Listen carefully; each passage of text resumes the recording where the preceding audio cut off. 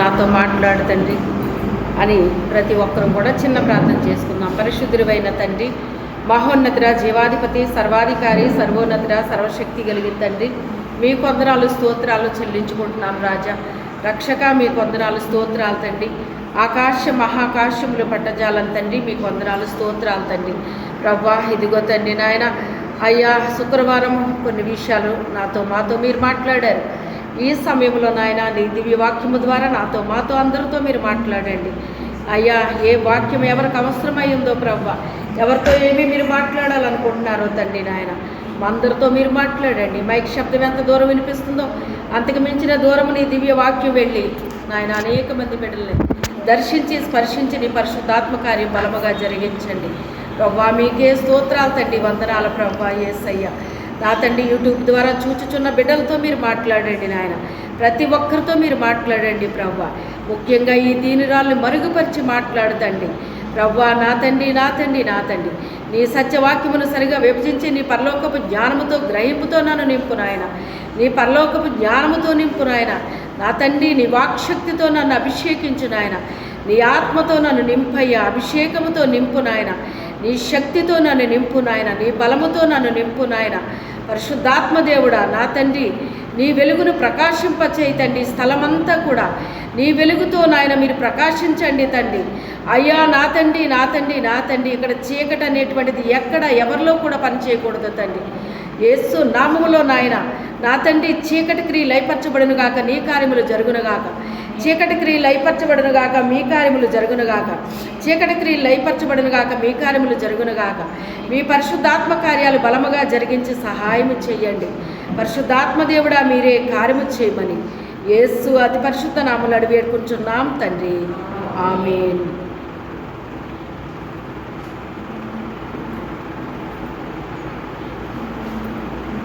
మరియా ఎక్కడికి వెళ్ళిందంటండి? కొండసీమల్లో ఉన్న ఎలిజబెత్ దగ్గరికి వెళ్ళినట్టుగా వాక్యం సెలవిస్తుంది. అయితే ఆమె ధైర్యముతో వెళ్ళిందా, భయముతో వెళ్ళిందా?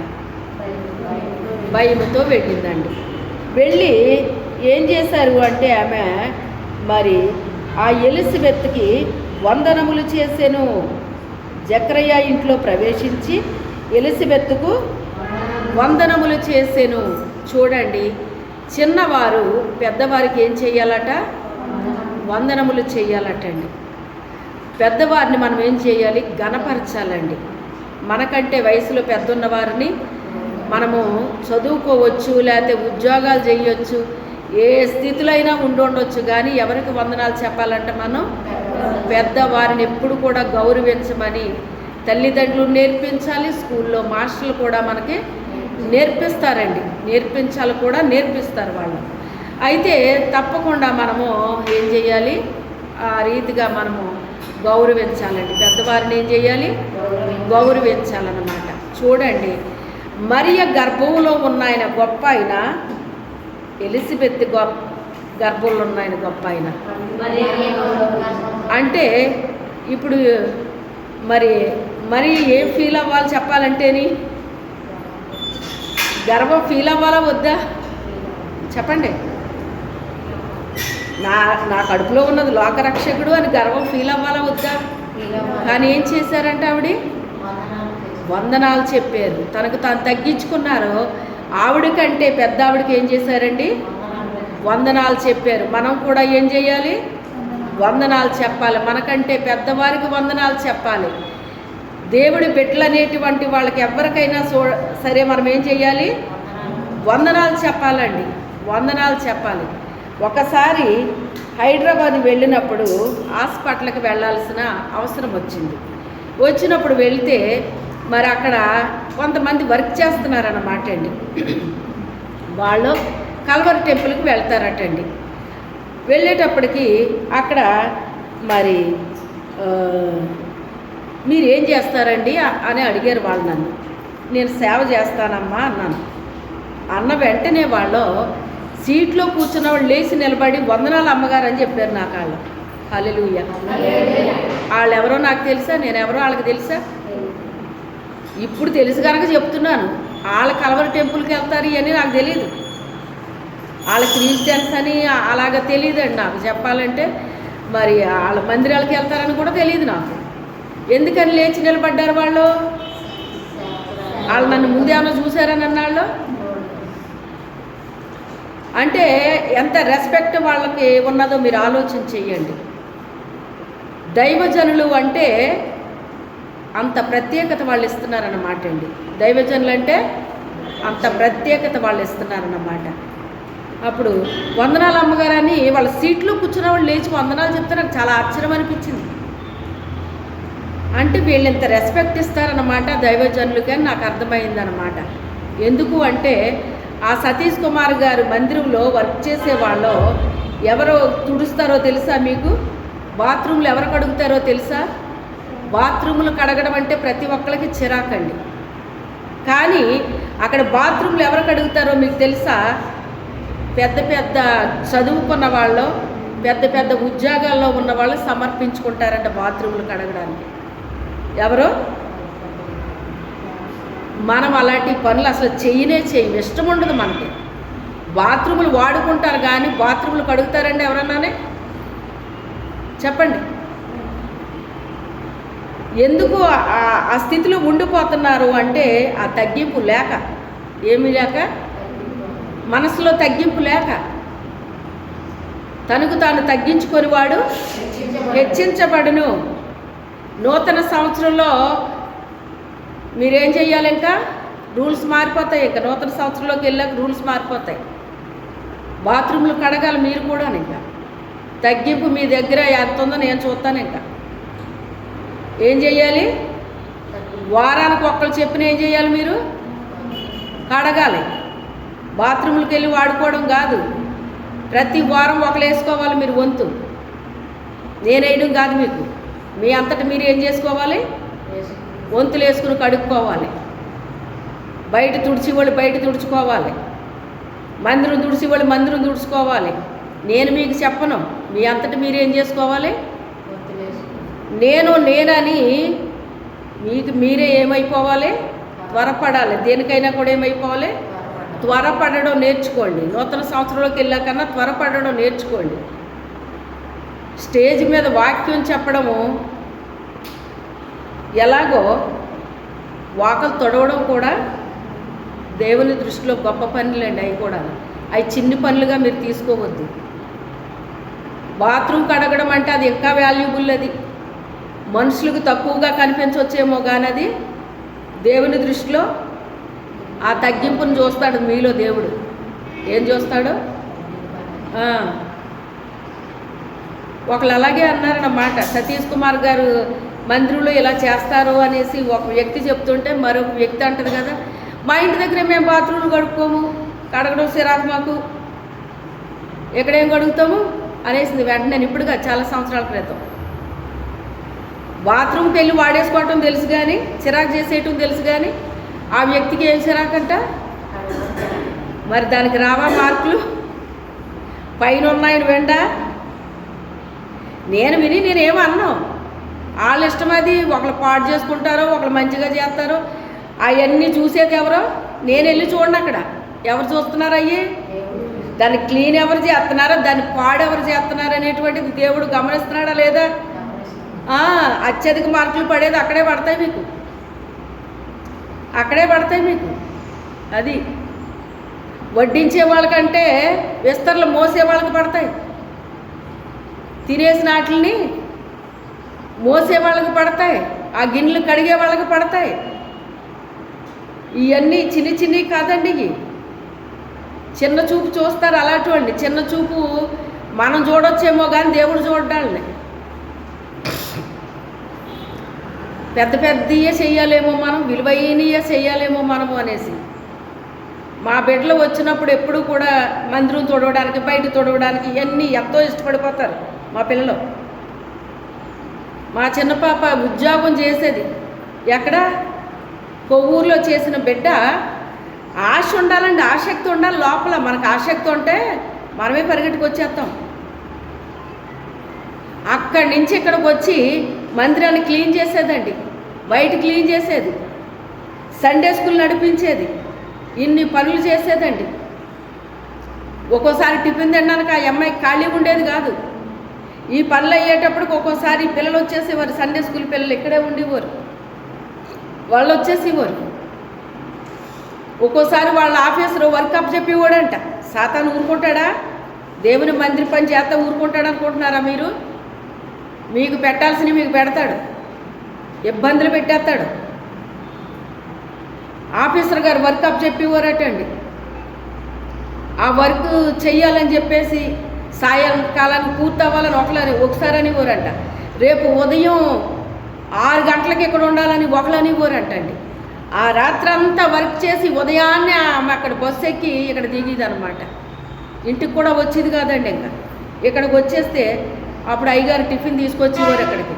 అప్పటికే పిల్లలు వచ్చేస్తే సండే స్కూల్ నడిపించి అప్పుడు గబగబా వెళ్ళి టిఫిన్ తిని మళ్ళీ పెద్దోళ్ళు ప్రార్థనకు హాజరయ్యి ఇక్కడ పాటలు పాడేది. ఒక్కోసారి ఆ టిఫిన్ తిన్నా కూడా అమ్మాయికి ఖాళీ ఉండేది కాదండి, తినేది కాదు.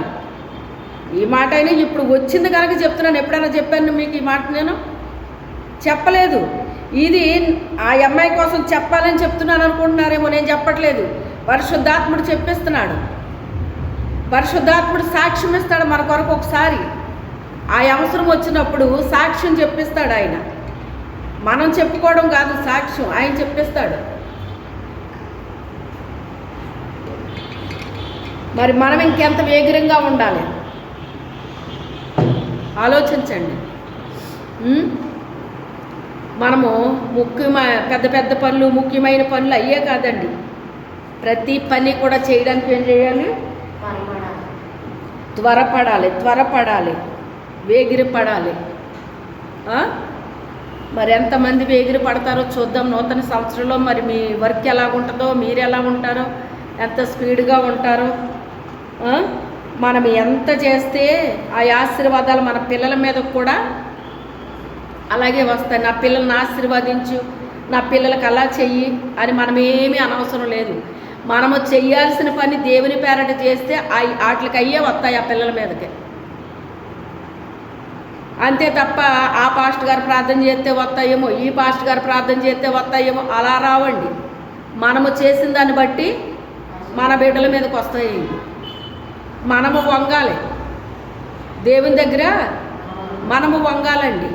మనము వంగితే అన్నీ వెనకాలవే వచ్చేస్తాయి అన్నమాట. మరి ఇంత క్లాస్ ఎందుకు ఇచ్చాడో, ఎవరి గురించి ఇచ్చాడో నాకు తెలియదు. ఎవరికి వస్తుందో వచ్చిన వాళ్ళకే తెలుస్తుంది, ఇది నాకు తెలియదు. సరే, ఎలిజబెత్తుకు మరియ యొక్క వందన వచనము వినగానే ఆమె గర్భములోని శిశువు గంతులు వేసెను. మరియ ఎప్పుడైతే వందన వచనము చేసిందో ఆ వందనాలు వినగానే ఈ యొక్క ఎలిజబెత్ గర్భంలో ఉన్న శిశువు గంతులు వేసెను. గర్భము దాల్చిన వ్యక్తికి మీకు తెలుసు, గర్భంలో బిడ్డ ఎలా కదులుతారో మీకు తెలుసండి. ఇదిగో ఇక్కడ తలపైకి వచ్చిందంటాం, ఇదిగో ఇక్కడ కాళ్ళు వచ్చిందంటాం. మనం ఎలా వస్తుంది? అది తలలా పైకి వస్తుంది అనమాట. మనం ఇలా చేయి పెడితే ఏమవుతుంది? రౌండ్గా తగులుతుంది. ఇక్కడ కాలు ఇచ్చి తంతాడు, ఇక్కడ బొర్రిచ్చుకుని తంతాడు. ఎలా తంతాడు? లోపల ఉన్నవాడు గిరా తిరుగుతూ ఉంటాడనమాట. తిరుగుతూ ఉంటాడు. ఆ తల్లికి నొప్పి అనిపించదు, ఆనందం అనిపిస్తుంది. ఇదిగో చూడండి ఇక్కడ బుర్ర ఎలాగొచ్చేసిందో, చూడండి ఇక్కడ కాలు ఎలాగొచ్చేసిందో అని చెప్తూ ఉంటుంది అన్నమాట అండి. ఆ తల్లికి ఏం తెలిసింది? ఇప్పుడు గర్భంలో ఉన్న శిశువు గంతులు వేసేసాడటండి. గంతులు ఎప్పుడు వస్తాయండి? ఆనందం కలిగినప్పుడు గంతులు వస్తాయి.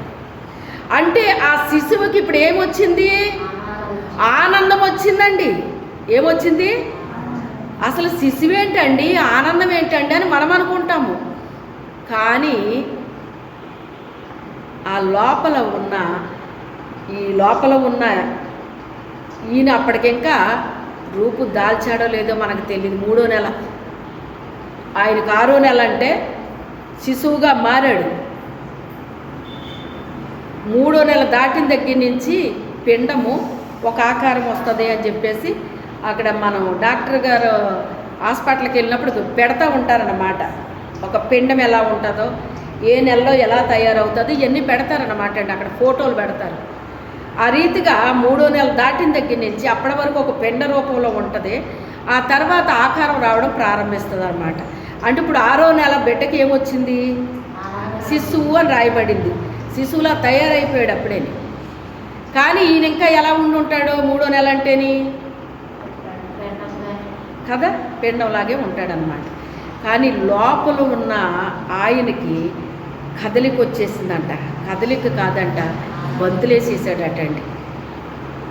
అంటే నా ప్రభువు నా దగ్గరికి వచ్చారు అని ఎవరికి అర్థమైందంట? పిండానికి అర్థమయ్యా, శిశువుకి అర్థమైందంటండి. ఎవరికి అర్థమైంది? శిశువుకి అర్థమైంది. లేకపోతే ఎలా గంతులేస్తాడు? ఆలోచించండి, ఆ కనెక్షన్ ఎలా ఉందో చూడండి. ఆ శిశువు గంతులేసాడటండి. అప్పుడు ఆవిడేం చేస్తుందంటేనంట, అంతటా ఎలిజబెత్ పరిశుద్ధాత్మతో నిండుకొనినదై బిగ్గరగా ఇట్ల నేను. శిశువు గంతులు ఎందుకు వేసాడంటేనంట, ఈమె మీదకి ఏమొచ్చిందంటండి? పరిశుద్ధాత్మ వచ్చిందంటండి. నాకు పరిశుద్ధాత్మ నీ ప్రభువా, నాకు పరిశుద్ధాత్మతో అభిషేకించు ప్రభువా అని అడిగిందా? చెప్పండి, అడిగిందా?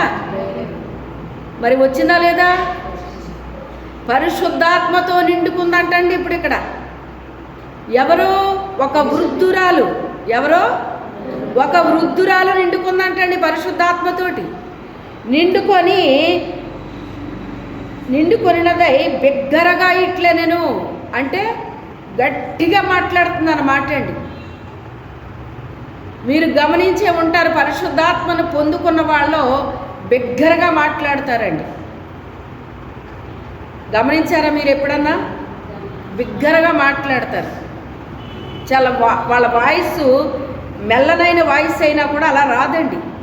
ఎప్పుడైతే ఆత్మతో నింపబడ్డారో వాళ్ళ వాయిస్ మారిపోద్ది అనమాట. వాయిస్ మారిపోద్దండి, బిగ్గరగా వస్తుంది అనమాట అండి. ఆమె బిగ్గరగా ఇట్లా నేను ఏమంటుందంట, స్త్రీలలో నీవు ఆశీర్వదించబడిన దానవు, నీ గర్భఫలమును ఆశీర్వదించబడును అంటుంది. స్త్రీలలో నువ్వు ఆశీర్వదించబడిన దానవు అంటుందండి. అంటే చాలామంది స్త్రీలు ఉన్నారు కానీ ఆశీర్వదించబడింది నువ్వు అని చెప్తుంది అక్కడ. చాలామంది స్త్రీలు ఉన్నారు కానీ ఆశీర్వాదము నీ మీదకి వచ్చిందని చెప్తుంది అక్కడ. ఆశీర్వదించబడిన దానవు. ఇప్పుడు ఈ మాట పలుకుతున్నది ఎవరు? ఎలిజబెత్తా, పరిశుద్ధాత్మ దేవుడా? పరిశుద్ధాత్మ దేవుడు ఇప్పుడు అక్కడ ప్రవచింపజేస్తున్నాడు. తన యొక్క ఆ బిడ్డని వాడుకుంటూ, ఎవరిని వాడుకుంటున్నాడు? ఎలిజబెత్ను వాడుకుంటున్నాడు. తన ఆత్మతో నింపి లోపల నుంచి మాట్లాడేది ఎలిజబెత్ కాదు, ఎలిజబెత్లో ఉన్న పరిశుద్ధాత్మ దేవుడు ప్రవచనమెత్తిలా మాట్లాడుతున్నాడండి. స్త్రీలలో నీవు ఆశీర్వదించబడిన దానువు, నీ గర్భఫలమును, నీ గర్భం ఫలించిందే, ఆ గర్భంలో ఉన్న బిడ్డ కూడా ఆశీర్వదించబడును అని చెప్పేసి అక్కడ చెప్పటం జరుగుతుందన్నమాట. తర్వాత అంటది కదా, నా ప్రభు తల్లి నా యొద్దకు వచ్చుట నాకెలా ప్రాప్తించింది. నా ప్రభు తల్లి అని ఆమెకేమన్నా తెలుసా? చెప్పండి. ఆమె కడుపులో ఉన్నది. కాసేపు ఏమన్నా వాళ్ళిద్దరు మాట్లాడుకున్నారా? ఆమె అలా వచ్చిందంతే, ఆ ఇంట్లోకి అడుగు పెట్టింది.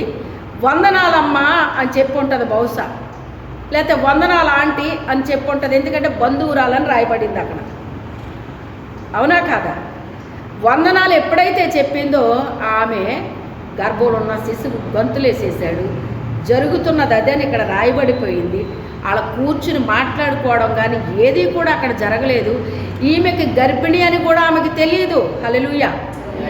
ఈ విషయాన్ని తెలియపరుస్తున్నది ఎవరో? పరిశుద్ధాత్మ దేవుడు తెలియపరుస్తున్నాడు అక్కడ.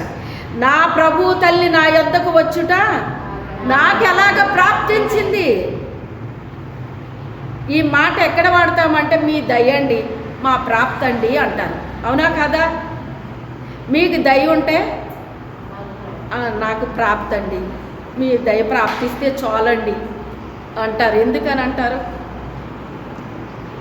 మనిషి యొక్క దయనే మనిషి కోరుకున్నటప్పుడు దేవుని దయ వస్తే ఇంకెంత బాగుంటుందండి. ఇంకా ఆయన దయే మన మీదకి వచ్చిందంటే ఇంక మన రేంజ్ ఎలా ఉంటుందో ఆలోచించండి.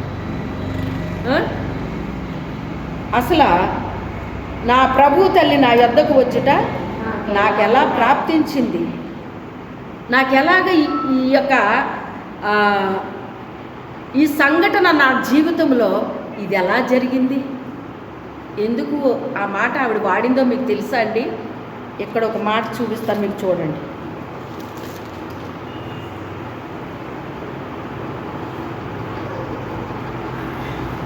ఇరవై 24వ వచనం చదవండి. 1వ అధ్యాయం 24వ వచనం. ఆ దినములైన పిమ్మట అతని భార్య ఎలిజబెత్ గర్భవతి అయి, మనుషులలో నాకుండిన అవమానము తీసివేయుటకు నన్ను కటాక్షించిన దినములలో ప్రభువు ఈలాగున చేసిననుకొని 5 నెలలు ఇతరుల కంట పడకుండా. అర్థమైందా? 5 నెలలు అంటే ఏమర్థమైంది మీకు? సిగ్గుపడిపోతుందండి. గర్భం దాల్చినందుకు ఏమవుతుంది ఆవిడకి? ఎందుకంటే గర్భం ఎప్పుడు రావాలి? చూసిన వాళ్ళు నవ్వుతారు, ఈ వయసులో ఈవిడికి గర్భం ఏంటి, వీళ్ళకి ఇప్పుడు ఎవరి దశ వచ్చిందా అని అనుకుంటారేమో. నాకు ఈ వయసులో నాకు గర్భం ఏంటి? మా అమ్మగారు అలాగే సిగ్గుపడిపోయేవారటండి. నాకు ఈ వయసులో నాకేంటి ఈ గర్భము అని చెప్పేసి సిగ్గేసిదటండి. యువతలు రావడానికి ఇష్టపడేది కదట ఆవిడ. కానీ గర్భం ఇచ్చింది ఎవరికి? మా అమ్మగారికి దేవుడు ఇచ్చాడు.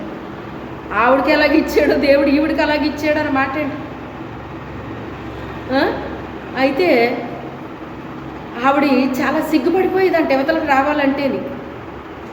యవన దశలో పుట్టాల్సిన బిడ్డ ఇప్పుడు ఈవిడికి గర్భం ఏంటి, ఇప్పుడు వీళ్ళకి యవన వయసు వచ్చిందా అని ఎక్కడ అనుకుంటారో బాబోయ్ అని ఇచ్చిందేమో దేవుడు.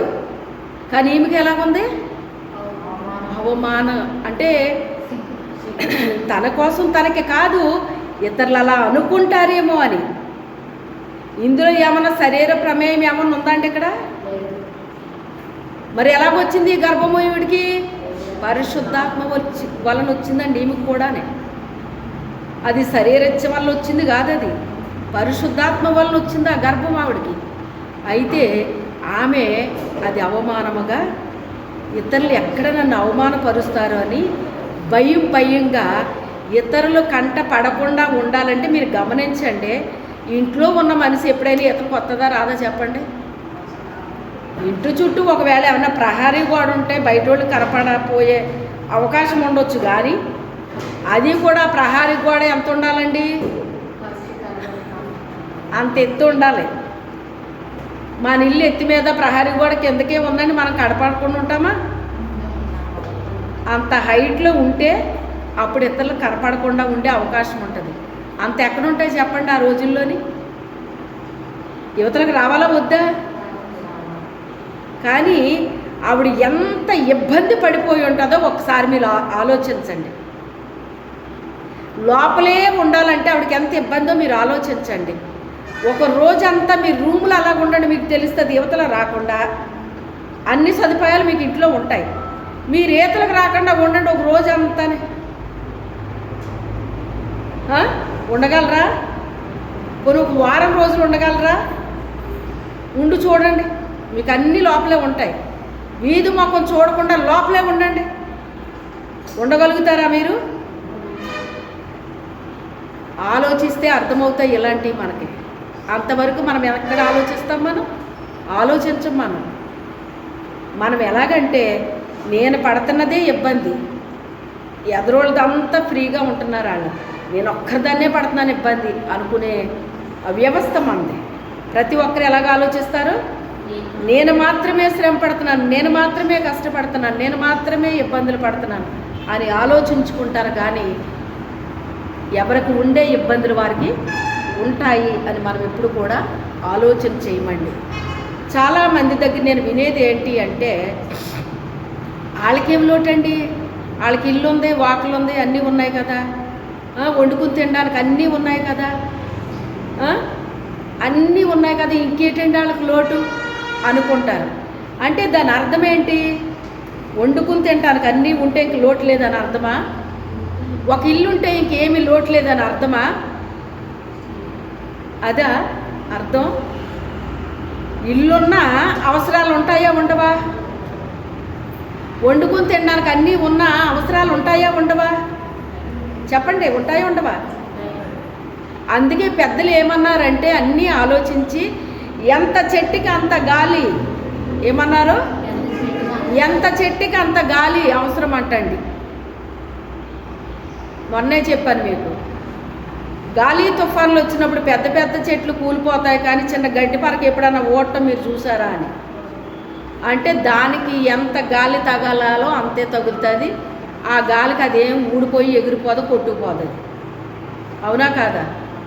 ఆ గాలి వానకి అలా బొజ్జు ఉంటుంది. అది గడ్డి మళ్ళీ అన్నీ అయిపోయాక లేచి నిలబడుతుంది. అది అందుకే అర్థం చేసుకోవాలండి. మనం కూడా ఏం చేయాలి? మనుషుల్ని వండు తినడానికి ఉంటేనే సరిపోదు, ఇల్లు వాకలు ఉంటేనే సరిపోదు. ఇంక ఈ జీవితానికి ఇది సరిపోతుందని దేని గురించి అయినా అనగలమా మనం? జీవితానికి కావాల్సినవి చాలా ఉంటాయండి. అందుకే ఇతరులు ఎప్పుడు కూడా మనం చులకనగా మాట్లాడకూడదు, తేలిగ్గా మాట్లాడకూడదు. అవి ఉన్నాయి రైటే, వాళ్ళకి ఇంకేం అవసరాలు ఉన్నాయి మనకేం తెలుసు? అవునా కాదా? మనిషికి అదొక్కటే అనుకుంటాం మనము, వాళ్ళకి ఇంకా ఎన్ని అవసరాలు ఉన్నాయో మనకు తెలీదు. ఇతరుల మీద నేనే బెటర్ అనుకోవడం నేర్చుకోండి. ఎలాగనుకోవాలి? ఎదుటి వాళ్ళ మీద నేనే బెటర్ అనుకోవడం నేర్చుకోండి. అప్పుడు తృప్తిగా జీవిస్తారు మీరు. లేదు నాకంటే అవతలోళ్ళే బెటర్గా ఉన్నారంటే మీ మనసులో ఎన్నటికీ శాంతి సమాధానం పొందుకోలేరు, నెమ్మది ఉండదు మీకు. ఇదొక ఈరోజు ఒక నూతనమైన విషయం మీకు. మరి మీకు తెలుసో లేదో నాకు తెలియదు, కానీ అలా అనుకోవడం నేర్చుకోండి.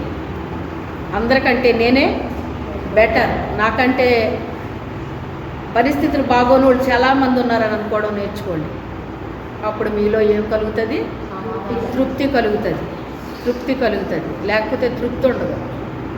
పెద్దవారికి పెద్ద పెద్ద సమస్యలు వస్తాయి, చిన్నోళ్ళకి చిన్న చిన్న సమస్యలు వస్తాయి. ఈ పూటకి గడిస్తే చాలురా బాబు అనుకునే వాళ్ళు కొంతమంది ఉంటారు. ఉంటారా ఉండరా? అన్నీ ఉన్నా కానీ కొన్ని కొరత ఉంటాయి.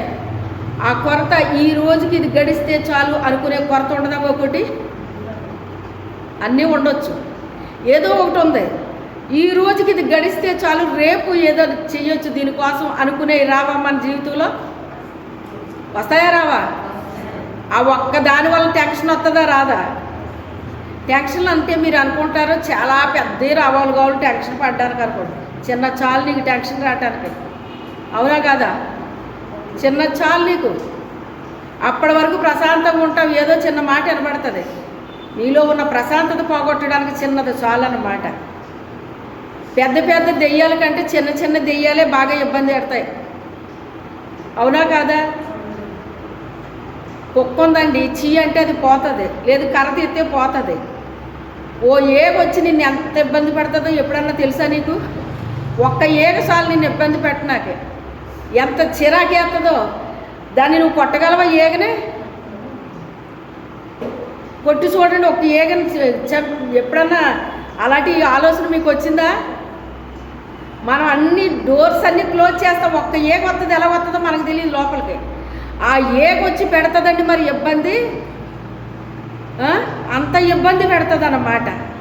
పిల్ల దెయ్యాలు కూడా ఇలాగ ఉంటాయి.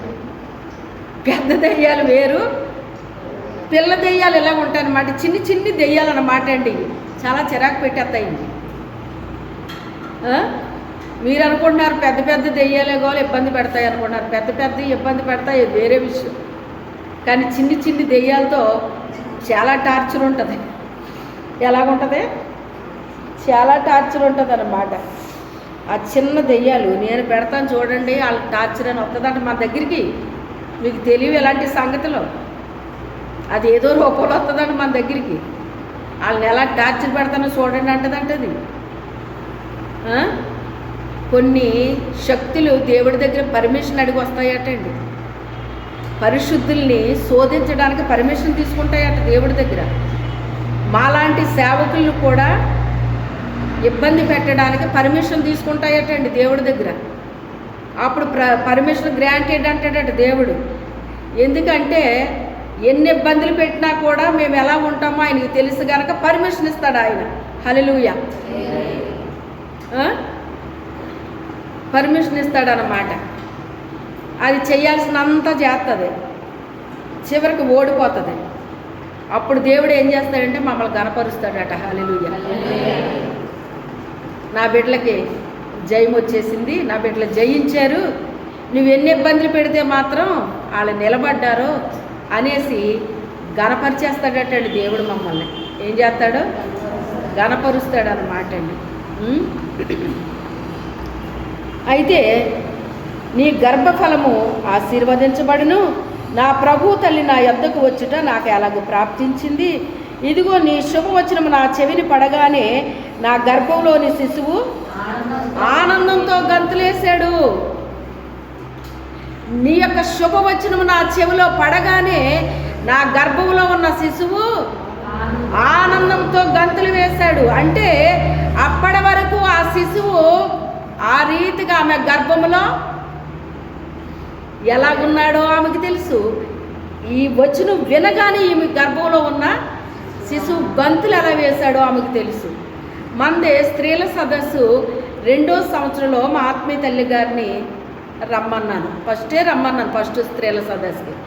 అమ్మ అంత దూరం నేను ప్రయాణం చేయలేనమ్మా, నన్ను వదిలేయండి అమ్మా, అదమ్మా ఇదమ్మా అని చెప్పారు. అదేటమ్మా మీ బిడ్డలం కదా, మరి మా ఆనందాన్ని మరి మీరు చూడాలి కదా, మీ కన్నులారా మీరు చూడాలి కదా, మీ బిడ్డలం కదా మేము మరి అని చెప్పేసి అంటే, ఏమనుకోద్దమ్మా ఈసారికి నన్ను వదిలేయండి అమ్మా, మళ్ళీ చేసినప్పుడు నేను వస్తాను, మళ్ళీ ఏదన్నా జరిగినప్పుడు వస్తాను అనేసి అన్నారు. సరే అమ్మా అన్నాను. ఆ నెక్స్ట్ దానికి మీరు తప్పకుండా రావాలి ఇంకా అనేటప్పటికి ఇంకా రాత్రి నిద్రపోలేదంటే ఎక్కడికే దారి. మన ఏజెన్సీ అంటే ఏమనుకుంటారో తెలుసా ప్లేన్ వాళ్ళు?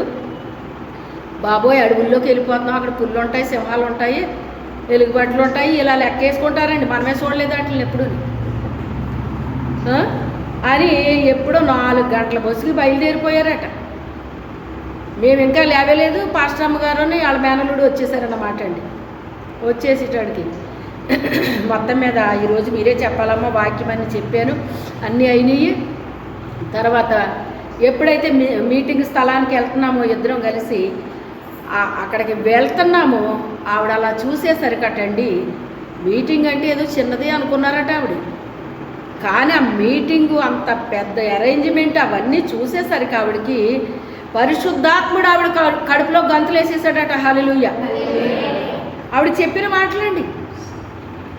గంతులు వేసేసి ఇంకా ఆవిడకి ఆనందం తట్టుకోలేకపోయారటండి. ఆవిడ ఏదో చిన్నది ఏదో జరిగిస్తున్నారేమో అనుకున్నాను, కానీ ఇంత ఇలాగ అసలు ఏంటిది అని ఆవిడకి పరిశుద్ధాత్ముడు అంటే ఆవిడ కడుపులో గంతులు వేశాడు అని చెప్పారండి ఆవిడ. ఆ రోజు మీటింగ్ అయిపోయింది. ఆ మీటింగ్ అంతా కూడా ఆవిడ చాలా హ్యాపీగా ఉన్నారంట. ఆ తర్వాత ఆ నైట్ అంతా కూడా మేమిద్దరం నిద్రపోలేదన్నమాట. ఒకే రూమ్లో పడుకున్నాం మేమిద్దరము. అమ్మ నిజంగా ఇంత ఆనందం నేను అనుభవించలేకపోతున్నానమ్మా, మిమ్మల్ని దేవుడు ఇంత ఘనముగా ఇక్కడ వాడుకుంటున్నారని నాకు తెలియదమ్మా. ఏదో చిన్నది చేస్తున్నారనుకున్నాను, కానీ ఇంత ఇలాగ వాడుకుంటున్నారని నాకు తెలియదమ్మా. నాకు చాలా ఆనందంగా ఉంది. ఆత్మీయంగా మనము బిడ్డల కంటే ఆ బిడ్డలో ఆత్మీయంగా ఎదిగి వాళ్ళు ఆత్మీయంగా జీవిస్తూ ఆత్మీయంగా దేవుని చేతిలో వాడబడుతుంటే అప్పుడు ఆనందం వేస్తుందండి. మనమేమో ఆత్మీయంగా కానీ ఆళ్ళిల్లి సైతాను గాడి చేతిలో వాడబడుతుంటే మనకు ఆనందం వేస్తుందా చెప్పండి? అదన్నమాట. ఆనందం అంటే ఎలా ఉండాలి? మనం ఆత్మీయంగా కన్నటప్పుడు వాళ్ళు కూడా ఎలా ఉండాలి? ఆత్మీయంగా ఎదగాలి, ఆత్మీయంగా ఫలించాలి, ఆత్మీయంగా వాళ్ళు ఎప్పుడైతే వాళ్ళు ఉపయోగపడుతున్నారో మా హృదయాలు ఏమైపోతాయి? అలా ఉప్పొంగిపోయింది ఆవిడ హృదయం. ఆ రాత్రి ఆ ఆనందానికి ఆవిడకి నిద్ర పట్టలేదు. ఆ రోజు నాకు నిద్ర పట్టలేదు. ఇద్దరము కలిసి అలాగ తెల్లవార్లు మేము మాట్లాడుకుంటానే ఉన్నాం. దేని గురించి? తెల్లారు లేసి ఏం టిఫిన్ వండుకోవాలా, ఏం కూర వండుకోవాలా, ఏం మాట్లాడుకున్నాం? ప్రభు గురించి, ఆయన పని గురించి మాట్లాడుకున్నాం. ఇద్దరికీ నిద్ర రాలేదు. ఒక్క 2 గంట అయితే తప్పితే 2 గంటలు పడుకున్నాం అంతే మేము తెల్లవారుజాముని. ఆ నిద్ర సరిపోయింది మాకిద్దరికీ. పరలోక ఆనంద సంతోషాన్ని అనుభవించినప్పుడు అండి నిద్రపోకపోయినా నీరసాలు రావు. ఇది మీ అనుభవాల్లో ఉందో లేదో నాకు తెలియదు, కానీ నా అనుభవంలో నేను ఎప్పుడు అనుభవిస్తాను. అది ఆత్మీయమైన విషయాలు ఎప్పుడైతే మాట్లాడుకుంటున్నామో ఆత్మతో నిండిపోతూ ఉంటామండి. ఆ అభిషేకంతో నిండిపోతూ ఉంటాం, ఆ ఆనందంతో నిండిపోతూ ఉంటాం. అందుకే మాకేముండదో ఆ టైంలో ఏమనిపించదు. మాకు ఇంకా నీరసాలు కూడా రావండి ఆ టైంలో. ఇంకా కొంచెం నిద్ర సరిపోతుంది, కొంచెం భోజనం సరిపోతుంది. ఫుల్ ఆకలితో కూర్చుంటాను ఒక్కోసారి ఎవరైనా వస్తేని. ఆ ఆకలి ఏమైపోద్దో నాకు తెలియదు. ఎందుకని? నన్ను మరుగుపరుస్తాడు పరిశుద్ధాత్మతో, నేను నింపబడిపోతాను. ఇంకా ఆకలి తెలియదు నాకు, దాహం తెలియదు, నీరసం ఉండదు. ఎలాగ అన్ని గంటలు వాళ్ళతో మాట్లాడానో నాకు తెలియదు అసలు. నిజానికి వాళ్ళు వచ్చేటప్పుడు నాకు అసలు ఓపికే ఉండదు ఒక్కొక్కసారి. ఎలా జరుగుతుంది ఇది? అది అనుభవించే వాళ్ళకి తప్ప ఎవరికి తెలియదండి. అది ఆవిడ అంత ఆనందం పడిపోయారండి. ఆవిడ ఆ మాట వాడారు ఆ రోజుని. పరిశుద్ధాత్ముడు నా గర్భంలో గంతులేసేసాడమ్మా. ఆ స్థలమంతా కూడా పరిశుద్ధాత్మతో నిండిపోయిందమ్మా, ప్రాంగణం అంతానే అని. ఎంతెంత ప్రార్థనలు చేసేవాళ్ళమండి. ఒక మీటింగ్ కోసం ఎంత ప్రార్థనలు చేసేవాళ్ళు. ఏక మనసుతో ఏకాత్మతో ప్రార్థనలు చేసేవాళ్ళమండి. అంతే తప్ప వాళ్ళని దీవించు, వీళ్ళని దీవించు, వాళ్ళకి అలా చేయి, వీళ్ళకి ఇలా చేయి, ఈ ప్రార్థనలు చేసేవాళ్ళమా? సాతాను రాను రాను రాను రాను ఈ ప్రార్థనని తొలగించేశాడు. కొత్త జనాంగాన్ని ప్రవేశపెట్టాడు, ఈ ప్రార్థనలు తొలగించేశాడు. ఇంక వచ్చిన వాళ్ళు వాళ్ళని దీవించు, వీళ్ళని దీవించు, వాళ్ళకి స్వస్థత, వీళ్ళకి స్వస్థత, వాళ్ళ సంగతి ఇలాగా, వీళ్ళ సంగతి ఇలాగా, ఇంక ఈ ఎట్టాడు అనమాట. వేస్ట్ ప్రార్థన. ఏ ప్రార్థన ఇది? వేస్ట్ ప్రార్థన. అలా మార్చేసాడు అన్నమాట. మళ్ళీ రాను రాను ఎలా తిప్పాడంటే భోజనాల మీదకి తిప్పాడు. ఎలా తిప్పాడు? ఆహారం ముఖ్యం, ఆహారం మీదకి తిప్పాడు. ఇలా రకరకాలుగా మార్చేసాడు అన్నమాట. ఎంత వేదన పడ్డానో ఎవరికన్నా తెలుసా ఇవన్నీ? ఆత్మీయంగా ఉన్న వాళ్ళకి దుష్టుడు వేసే వేషాలకి ఎంత వేదన పడతామో తెలుసా మీకు? అవి అర్థం కానోళ్ళకి అసలు ఏమీ అర్థం కాదు. పిల్లలు ఆడుకుంటుంటే పిల్లలతో పాటు పెద్దోళ్ళు ఆడుకున్నట్టు అయిపోయారన్నమాట అండి. ఇంకా దుష్టుడు కొంతమందిని ఆడించేవాడు, వీళ్ళు ఆడుతుంటే వీళ్ళతో పాటు వీళ్ళు ఆడేవారు అన్నమాట అండి. ఆ దాట అన్న విషయం కూడా ఎవరికై తెలియదు. దుష్టుడు ఆడేస్తున్నాడు వీళ్ళని ఆట అన్న విషయం కూడా ఒకరికి కూడా తెలియదు. ఆ విషయం ఆ రీతిగా చేస్తాడు వాడు. ఆడు వేషాలు, ఆడు పనులు, ఆత్మీయ నేత్రాలు తెరవబడిన వాళ్ళకి తెలుస్తాయి, కానీ అందరికీ తెలియవై. అన్ని వేదనలో గుండా ప్రయాణం చేశానండి. 1, 2 కాదు, నేను ప్రయాణం చేస్తాను. చాలా విషయాల్లో ప్రయాణం చేశాను. ఆ తర్వాత మరలా ఈ ఓపెనింగ్కి వచ్చారు, మీరు రావాలమ్మా తప్పకుండా అని చెప్పేసి అంటే అప్పుడు కూడా వచ్చారు. రావాలంటారమ్మా, లేదమ్మా మీరు రావాలి తప్పకుండా అంటే ఆ రోజు కూడా ఆవిడ వచ్చి చాలా ఆనందించారన్నమాట. అమ్మ మీకు ఇంత ఇచ్చాడు దేవుడు అంటే ఇక్కడ మీరు చాలా అనుభవించి ఉండాలి. ఎందుకంటే దేవుడు ఒకటి మనకి ఇవ్వాలి అంటే మనం చాలా అనుభవిస్తే తప్ప దేవుడి దగ్గర నుంచి పొందుకోలేమండి. అది చాలా చిన్న విషయం అనుకుంటారు. మనం సొంతంగా చేసేసుకోవటం వేరండి, దేవుడు ఇవ్వటం వేరండి. దేవుడిచ్చిన దాన్ని ఎలాగిస్తాడో తెలీదు. సొంతంగా చేసుకోవటం అంటే ఏంటో కూడా తెలీదు. సొంతంగా చేసుకున్న దాన్ని పట్టుకుని దేవుడిచ్చాడంటారు. అది వేరు, ఇది వేరు. ఇంత మీ చేతికి దేవుడు అప్పగించాడు అంటే మీరు చాలా అనుభవించారమ్మా. అలాంటి విషయం నేను ఎప్పుడూ ఆవిడతో చెప్పలేదు. నేను ఇన్ని అవమానాలు పొందానమ్మా, ఇలాగమ్మా అలాగమ్మా అని ఒక్క మాట నేను ఆవిడతో చెప్పలేదు. అన్నీ మంచి విషయాలు మంచిగా జరిగినాయి చెప్పాను తప్ప నేను ఇలాగ అనుభవిస్తున్నానమ్మా అని నా కష్టాన్ని కానీ ఏది నేను ఆవిడతో చెప్పేదాన్ని కాదు. ఎప్పుడు సంతోషకరమైన విషయాలే మాట్లాడేదాన్ని ఆవిడతో. కానీ ఏమైపోయింది, ఆవిడకి అర్థమైపోయింది. ఏంటి ఇదంతా, ఏంటి ఇదంతా. మీరు చాలా అనుభవించి ఉంటారు ఇక్కడ, లేకపోతే ఎంత దేవుడు మీకు ఇవ్వరు.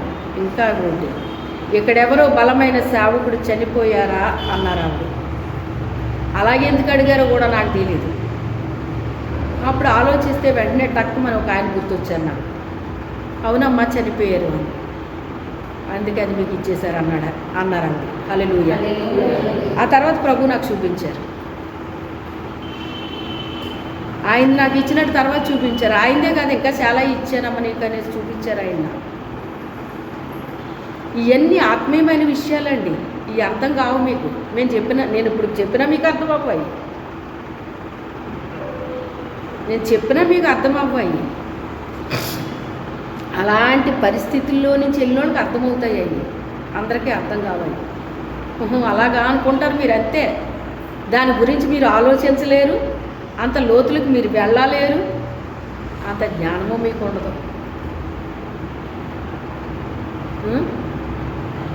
అని ఒక్క మాటలో చెప్పి తిరిగి తిరిగి మందిరాన్ని చూస్తూ వెళ్ళి అక్కడ ఆమెను బస్సు ఎక్కించడానికి 2 చైర్స్ వేయించి ఇద్దరం కూర్చున్నాం. ఎంతసేపు నిలబడతారమ్మా, నిలబడొద్దు అనేసి చైర్స్ రెప్పించి అక్కడ ఇద్దరం కూర్చొని మాట్లాడుకున్నాం. వెళ్ళేటప్పుడు తిరిగి తిరిగి ముమ్మారు చూశారు వెనక్కి. ఆవిడ చూసి దావీదు మీదకి దేవుని కృప వచ్చినట్టుగా మీ మీదకి దేవుని కృప వచ్చిందమ్మా అన్నారు. నేను ఆవిడకి ఏమన్నా చెప్పానా? చూస్తే అర్థమైపోద్దండి, అన్నీ చెప్పవసరం లేదు. ఇప్పుడు మీరు లోపలికి వచ్చి చూసిన తర్వాత మీకు ఏం అర్థమవుతుంది? ఏమైనా అర్థమైందా? ఏమైనా అర్థమవుతుందా? చర్చి దగ్గరికి వచ్చిన దగ్గర నుంచి లోపలికి వచ్చే వరకు మీకు ఏమైనా పరిస్థితులు అర్థమవుతున్నాయా? ఇప్పుడు గతానికి ఇప్పటికి ఏమన్నా తేడా మీకు తెలిసిందా? చెప్పండి, తెలుస్తుందా? నా హృదయ వేదన అదంతానే. నా హృదయ వేదన ఏంటి ప్రభువా, ఏంటి నాయన, ఇంతే. నేనేం ప్రార్థన చేయలేదు, అది విన్నాడు ఆయన. ఏం విన్నాడు? నా కోసం పడ్డానా వేదన? నీ మందిరము, నీ మందిరము, నీది ఇలాగుందేటి తండ్రి, నీది ఇలాగుందేటి. మా సొంత ఇంటికి మేము పరిచర్యలు చేసుకున్నాము, ఇతరులు చేశారు, అది వేరే విషయం. కానీ ఇప్పుడు దేవుని మందిరానికి నేనేం చేయలేకపోతున్నాను. ఏంటి ఇలాగయ్యింది? ఇప్పుడు నేను చేసే ఓపిక నాకు లేదు. కానీ ఏంటి తండ్రి ఈ మందిర పరిస్థితి ఏంటి? నాకు ఇలాగ చూస్తుంటే నాకు చాలా బాధగా ఉంటుందయ్యా. నీ మందిరం దగ్గర క్లీన్గా ఉండాలి కదా. ఎందుకంటే కొన్ని మందిరాలు చూసినప్పుడు, మరి మేము బయటికి వెళ్ళినప్పుడు, ఊర్లోది వెళ్ళినప్పుడు చూస్తాం కదండి, ఎంతో పరిచర్యలు చేస్తారన్నమాట. అక్కడ పరిచర్యలు చేయడానికి పోటీ పడిపోతారండి. అక్కడ పనులు తక్కువ ఉంటాయి, చేసి వాళ్ళు ఎక్కువైపోతారు. అక్కడ పోటీ పడిపోతారండి. అక్కడ నేను అని పోటీ పడిపోతారు, కానీ పని దొరకదు. అక్కడ పోటీ పడిపోయే వాళ్ళు ఏదో పని పాట లేని వాళ్ళు, చిన్న చిన్న వాళ్ళు అనుకుంటున్నారు కనుక ఉద్యోగస్తులు పోటీ పడిపోతారండి. అక్కడ ఉద్యోగస్తులు భర్త భార్య పిల్లలు కూడా పనులు చేయడానికి ఇష్టపడిపోతారు. అక్కడ అంత పోటీ పడిపోతారు. అందుకే అలా దీవించబడిపోతారు, వాళ్ళు ఆశీర్వదించబడిపోతారు. దేవుని పని ఎప్పుడు కూడా ఉసూరుమంట చేయకూడదండి, చిరాగ్గా చేయకూడదండి. ఎలా చేయాలంట? దేవుని మందిరానికి వచ్చినప్పుడు ఉత్సాహంగా సంతోషంగా రావాలి. ఆయన పని చేసినప్పుడు కూడా అలాగే మనం చెయ్యాలండి. ఉత్సాహంగా చేసేవాళ్ళని, ఉత్సాహంగా ఇచ్చేవాళ్ళని ఉత్సాహంగా స్తుతించే వాళ్ళని దేవుడు ఏం చేస్తాడట? ప్రేమిస్తాడటండి. ఏం చేస్తాడు? ప్రేమిస్తాడటండి. అయితే ఆవిడంటది కదా, నా గర్భంలోని శిశువు ఆనందముతో గంతులు వేసెను, ప్రభువు ఆమెకు తెలియజేయించిన మాటలు సిద్ధించును గనుక నమ్మిన ఆమె ధన్యురాలనెను. ఇప్పుడు ఆవిడ చెప్తుంటే ఈవిడ విన్నారు. ఎవరు విన్నారు? మరియ విన్నారు. విన్న ఆవిడ ఏం చేసిందంట? నమ్మిందంటండి. ఏం చేసింది? నమ్మిందంట. అందుకే అంటది నమ్మిన ఆమె ధన్యురాలంటుంది. ధన్యురాలంటుంది. అప్పుడు మరియ ఇట్లనెను. ఇప్పుడు ఎలిజబెత్ ప్రవచనం అయిపోయిందండి. పరిశుద్ధాత్మతో నింపబడి మాట్లాడిన మాటలు అయిపోయినాయండి. ఇప్పుడు మరియ మాట్లాడడం ప్రారంభించింది. ఆమె ఏం మాట్లాడుతుందంట? నా ప్రాణము ప్రభువును ఘనపరుస్తుంది. నేను ఘనపరుస్తున్నాను అంటలేదు ఆవిడ, నా ప్రాణం ఆయన్ని. ఈ మాట ఎక్కడ విన్నాం మనం? దావీదు అంటున్నాడు, నా ప్రాణమా యెహోవాను సన్నుతించుము, ఆయన చేసిన ఉపకారాల్లో దేన్ని మర్చిపోవద్దు. దేన్ని మర్చిపోవద్దు. ప్రాణంతో చెప్పుకుంటున్నాడు. ఇప్పుడు కూడా ఈవిడ ఎలా గణపరుస్తున్నానంటుంది? నోటితో కాదట, ప్రాణంతో గణపరుస్తుందంట. ప్రాణంతో గణపరుస్తుందంట ఆవిడ.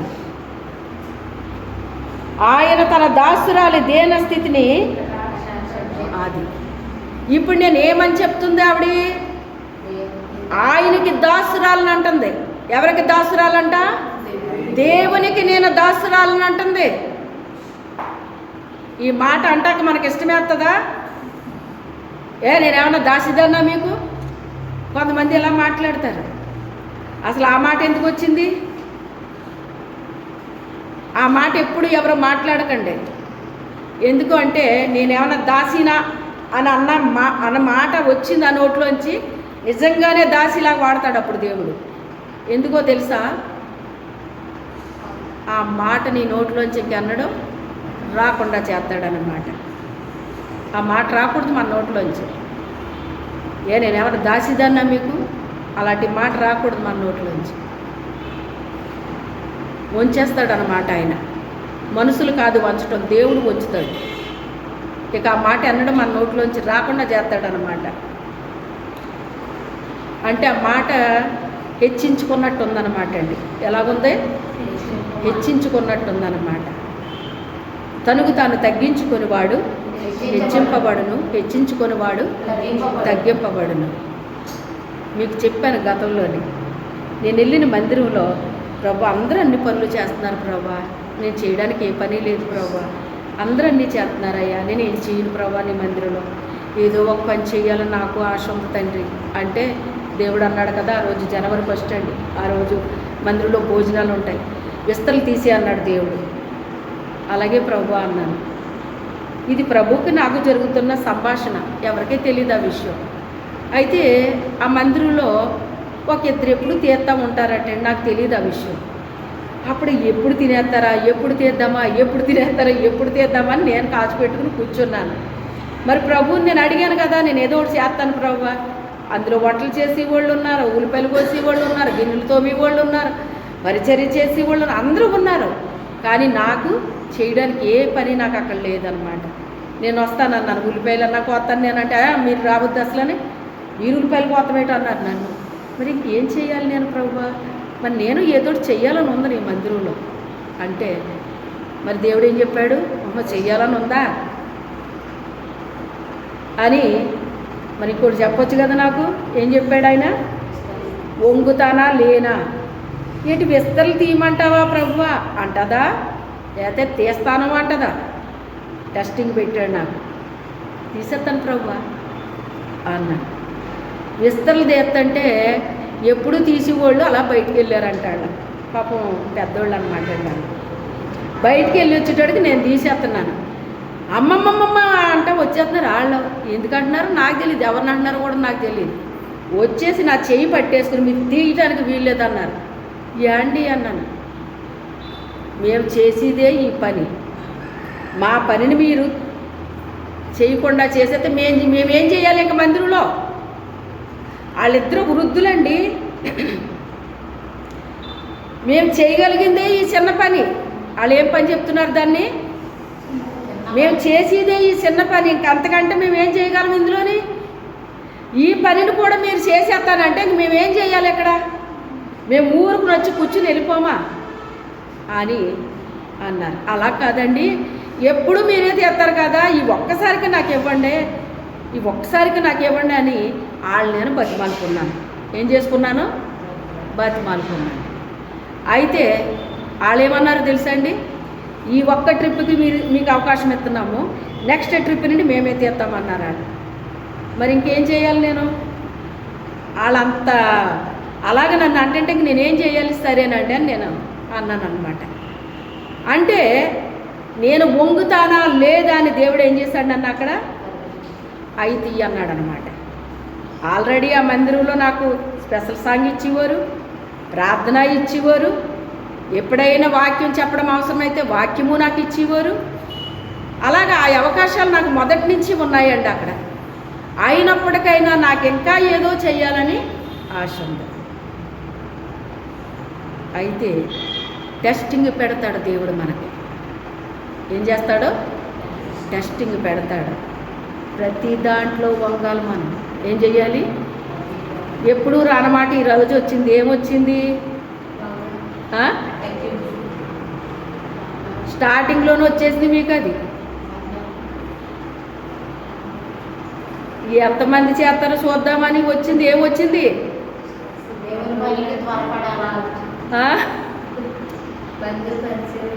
మందిర పరిచయం ప్లస్ అంతకంటే అది అది అది వచ్చింది. అంటే దాని విషయంలో చాలామంది చిరాగ్గా ఉండుంటారు మీలోని.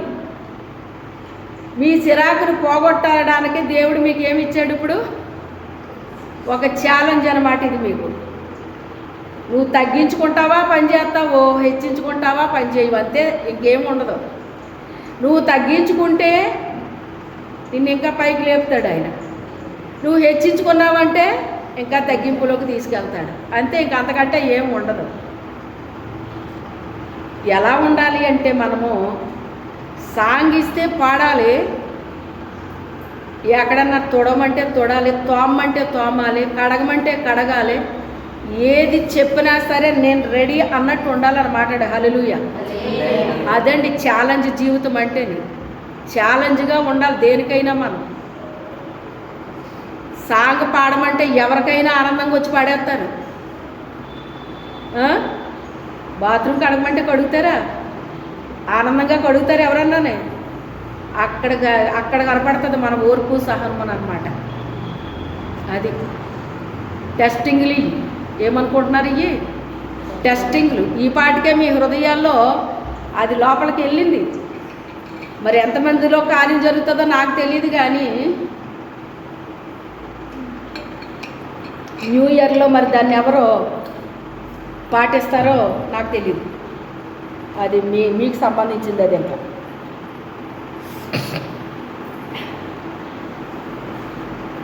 తన దాసురాలి దీనస్థితిని కటాక్షించాను అంటే ఆయన దాసురాలిని అని చెప్తుంది ఆవిడ. ఇంకో మాట ఏమంటుందంటే దీనస్థితి. నాదే స్థితి అంటుంది ఆవిడ? దీనస్థితి. ఆమెకి ఎవరైనా ఉన్నారా? ఇప్పుడు ఆమెను సపోర్ట్ చేయడానికి ఎవరైనా ఉన్నారా? ఎవ్వరూ లేరు. ఎవరు కూడా లేరు. పోనీ ఆమె ఏమైనా అక్రమముగా అక్కడ గర్భం దాల్చిందా? అది దేవుడిచ్చిన గర్భము. ఆ గర్భంలో ఉన్నది ఎవరు? లోక రక్షకుడు ఉన్నాడు. కానీ ఆమె గర్భంలో ఉన్నది లోకరక్షకుడే, కానీ ఆమెకి ఏమైనా సపోర్ట్ ఉందా? అక్కడ ఎవరైనా సపోర్ట్ చేస్తున్నారా? అదండి దీనస్థితి అంటేని. మనము నిజముగా క్రీస్తుకి స్థలం ఇవ్వాలండి. ఏమివ్వాలి? క్రీస్తుకి స్థలం ఇవ్వాలి. ఇంకో దానికి స్థలం ఇచ్చి నేను క్రీస్తుకి ఇచ్చాను స్థలం అంటే ఎలా కుదురుతుంది? కుదరదు. క్రీస్తుకి స్థలం ఇవ్వాలి. ఆయన మనలో నుంచి ఉద్భవించాలి, బయటికి రావాలి. ఆయన రావాలి మనలో నుంచి. అయితే ఆయనకి స్థలం ఇచ్చింది ఆవిడ. ఆమె పరిస్థితి ఏమైపోయింది? మొదటగా వదిలేసింది తల్లిదండ్రులు వదిలేశారు, ఆమె అన్నదమ్ములు వదిలేశారు, అక్కచెల్లెళ్ళు వదిలేశారు, అందరూ వదిలేశారు. ఎందుకని? ఆయనకి స్థలం ఇచ్చింది కనుక.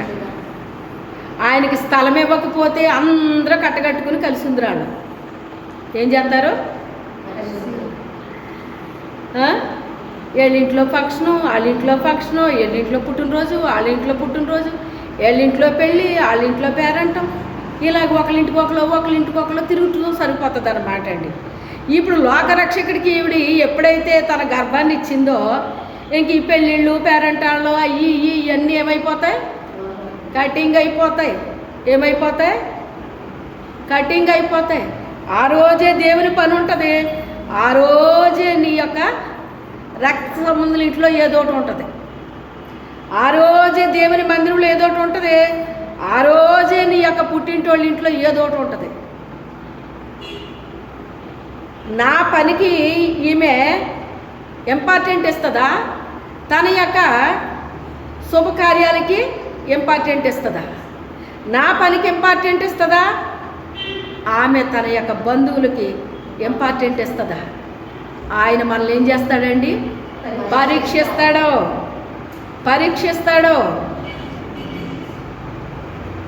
అన్నీ కటింగ్ అయిపోతాయి. ఏమైపోతాయి? అన్నీ కటింగ్ అయిపోతాయి. నా మీద దుమ్మెత్తి పోసేశారు. అలాంటి విషయాల్లో ఏం చేశారు? మా అమ్మగారు తరపు వాళ్ళు కంటే మా అత్తవారి తరపు వాళ్ళు బాగా దుమ్మెత్తి పోసేశారు నన్ను. అయినప్పటికైనా ఏ దేవుడు నా తల్లి గర్భంలో నన్ను వేసుకున్నాడో, ఏ పని నిమిత్తం వేసుకున్నాడో ఆ పని నాకు ముఖ్యము. బ్రతికుంటే బాగుంటేనే అందరూ పిలుస్తారండి మనల్ని. అవునా కాదా? నీ పరిస్థితి బాగోలేదానికి ఎవరన్నా నేను పిలుస్తారా రమ్మని? బాబోయ్ ఇది వచ్చిందంటే అది కావాలంటే ఇది కావాలంటే అది ఇవ్వాలి ఇది ఇవ్వాలి దీనికి అని నేను పిలుస్తారా? చెప్పండి. ఎవరో పిలవరు నిన్ను. అన్నీ నీ పరిస్థితి బాగుంటేనే నేను రమ్మంటారు. అది అందుకే బంధువులు అంటే ఏమంటారు? రాబంధువులు అంటే ఏంటి? ఎప్పుడన్నా చూసారా మీరు వాటిని? రాబంధులు అంటే చూసారా మీరు వాటిని? చిన్న కోడి పెట్టలాగా ఉంటుందా? మాకు చిన్నప్పుడు ఒక భయం పెట్టారండి. కళ్ళు పీకేస్తుందని వారు. ఏమనివారు? రాబంధు దగ్గరికి వెళ్తే కళ్ళు పీకేస్తుందని వారండి. అందుకని అది ఎక్కడన్నా కనపడితే మాకు ఎంత భయం వేసేసేదో. కళ్ళు పీకేస్తుందేమో అని భయం. కొన్ని ఏం చేస్తాం? పిల్లలకి బెదిరిలు పెడతామన్నమాట. వాటి దగ్గరికి వెళ్ళకుండా ఉంటారని ఏం చేస్తాం? మనం బెదిరిలు పెడతాం. అలా పెట్టారు. నిజానికి అది నిలబడిందంటే ఎంత ఎత్తు వస్తుందండి. అది చూసారా? ఎవరన్నా ఉంటుందా అంత ఎత్తు? అది నిలబడితే ఎంత ఎత్తు వస్తుందండి. అదో రకమైన కోతకొస్తుంది అది. విన్నారా? ఎప్పుడన్నా చూసారా? చూడలేదా? అదో రకమైన కోతకు వస్తుంది అన్నమాట. భయం వేస్తుందండి. ఆ కోత శబ్దం అంటే భయం వేస్తుంది. అలా అరుస్తుంది అన్నమాట. దాని అరుపే వేరుగా ఉంటుంది. అలా ఉంటారట కొంతమంది. బంధువులు కాదేళ్ళో రాబంధువులు. నువ్వేమన్నా కాస్త సంపాదించావనుకో, ఒక 1,00,000 రూపాయలు కావాలి అక్క, 1,00,000 రూపాయలు కావాలి చెల్లి, 1,00,000 రూపాయలు కావాలి. నిన్ను చూడగానే ఏం గుర్తొచ్చింది వాళ్ళకే? నువ్వు ఇచ్చావనుకో నిన్ను మళ్ళీ మళ్ళీ పిలుస్తారు. అయ్య బాబు నువ్వు లేకపోతే అలాగా, నువ్వు ఉండాలి. నువ్వు లేవు అని 2-3 సార్లు చెప్పావా నీ జోలికి వస్తారేమో చూద్దాం చూడు. అంటే నీ మీద ఉన్నది ఏ ప్రేమ? ఏ ప్రేమ అది? డబ్బు ప్రేమ, నువ్వు డబ్బు ఇస్తే నీ మీద ప్రేమ ఉంటుంది, నువ్వు డబ్బు ఇవ్వకపోతే ప్రేమ ఉండదు నీ మీద. అది ఒరిజినల్ ప్రేమ కాదు, ఒరిజినల్ ప్రేమ కాదు. ఒరిజినల్ ప్రేమ త్యాగం చేస్తుంది. దేవుని ప్రేమ త్యాగం చేస్తుంది. లోక ప్రేమ త్యాగం చేయదు, అది నిన్ను పీకేస్తుంది. ఏం చేస్తుంది? నిన్ను పీక్కుని తింటది అన్నమాట నిన్ను. లోక ప్రేమ అలాగుంటుంది. దేవుని ప్రేమ లోక ప్రేమ లాంటిది కాదంటాడు ఆయన. మనకన్నీ నేర్పించాడు ఆయన. అందుకే తన ప్రాణాన్ని మన కొరకు ఏం చేశాడు? త్యాగం చేసేసాడు ఆయన. ఆయనకున్నదంతా మన కోసం త్యాగం చేసేసాడు ఆయన. అందుకే దేవుని బిడ్డలమైన మనము త్యాగం చేస్తాం, కానీ వాళ్ళని పీక్కుని మనము తినేయమండి. మనకున్న దాంతో తృప్తి పడతామండి. మనకున్న దాంతో ఏం చేస్తాం? తృప్తి పడతాం. మనకున్న దాంట్లో ఇంకో రూపాయి అవతలకి ఇవ్వడానికి ఇష్టపడతాం. ఎవరైనా మీటింగ్స్కి పిలిచినప్పుడు అండి, మీటింగ్స్ కంటే ఇలా మీటింగ్ పెట్టుకుంటున్నాం రండి అని పిలిచేవారు. అప్పట్లో పిలిచినప్పుడు భోజనాలు అవి పెట్టివారండి. అందరూ కాదు, కొంతమంది మాత్రమే. పెట్టినప్పుడు నా మనసు ఏమనిపించిందంటే, నేను వెళ్ళి అక్కడ భోజనం చేశాను కదా, ఆ భోజనం ఫ్రీగా చేయకూడదు, అది నా మనసు. అక్కడ నేను ఫ్రీగా భోజనం చేయకూడదు. అందుకని వాళ్ళకి కానుక రూపంలో నా భోజనానికే కాదు, కొంతమంది భోజనానికి నేను అక్కడ వాళ్ళకి కానుక రూపంలో ఇచ్చేసి వచ్చేసేదాన్ని. హల్లెలూయా. ఈ మాట ఒక రోజు ఒక దైవజనుడు బోధిస్తూ చెప్పాడనమాట అండి. హల్లెలూయా. అప్పటి వరకు నాకు తెలియదు, తెలియకపోయినా నేను ఆ పని చేస్తున్నాను. తెలియకపోయినా ఆ పని ఎలా చేస్తామో తెలుసా? పరిశుద్ధాత్మ నడిపింపు మనం కలిగి ఉంటే ఆ పని చేస్తాం మనం, లేకపోతే చేయమది. నువ్వెక్కడ కూడా ఫ్రీగా భోజనం చేసి రాకూడదు. నువ్వు ఒక మీటింగ్కి వెళ్ళినా, ఎక్కడికి వెళ్ళినా కనీసం నీ భోజనానికి, నీ పక్కోళ్ళ భోజనానికి నువ్వేం చెయ్యాలి? చెల్లించి రావాలి. నువ్వు ఫ్రీగా ఎక్కడ తినకూడదు. వాళ్ళకి నువ్వు ఇచ్చేసి రావాలి, నీది ఇచ్చేసి రావాలి. ఇంకా చెప్పాలి అంటే నీతో పాటు ఇంకా కొంతమంది నువ్వు ఇచ్చి రావాలి తప్ప నువ్వెక్కడ కూడా ఏ భోజనానికి నువ్వు మీటింగ్కి వెళ్ళినా నువ్వు ఫ్రీగా మాత్రం తిని రాకూడదు. అది దైవ చిత్తము కాదని ఆయన చెప్పాడు. ఒక్క దైవజనుడు చెప్పాడు ఆ మాట. ఆ దైవజనుడు చెప్పక ముందే ఆ పని నేను చేస్తున్నాను. ఇది నాకెలా తెలుసు? నాకెలా తెలుసు ఇలా చెయ్యాలని? అర్థమైందా? ఇయ్యో కొన్ని రహస్యాలు అన్నమాట అండి. ఏంటి ఈ అందరూ చెప్పరు, అందరూ చెప్పరో మేము చెప్పుకోము. ఎప్పుడన్నా చెప్పాను మీకు ఈ విషయాన్ని? ఎప్పుడన్నా చెప్పాను ఈ విషయాన్ని మీకు? చెప్పండి, విన్నారా నా నోట్లోంచి ఎప్పుడన్నా మీరు ఈ మాట?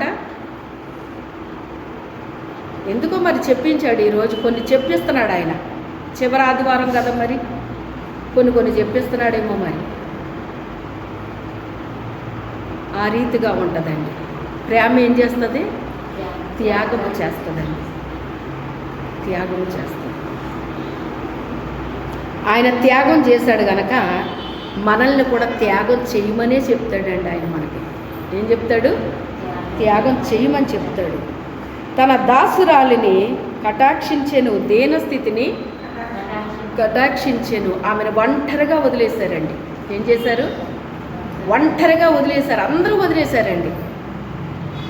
ఎంత దీనస్థితి అంటే, ఒక గర్భముతో ఉన్న వ్యక్తిని ఒంటరిగా వదిలేయడం అంటే ఎంత దీనస్థితితో మీరు ఆలోచన చెయ్యండి. అసలు గర్భంతో ఉన్న ఆమెకి అమ్మ ఇత్తిను, అత్తిను, ఇత్తాగు, అత్తాగు అని పెడతారండి పెద్దలు. ఏం చేస్తారో తెలుసా?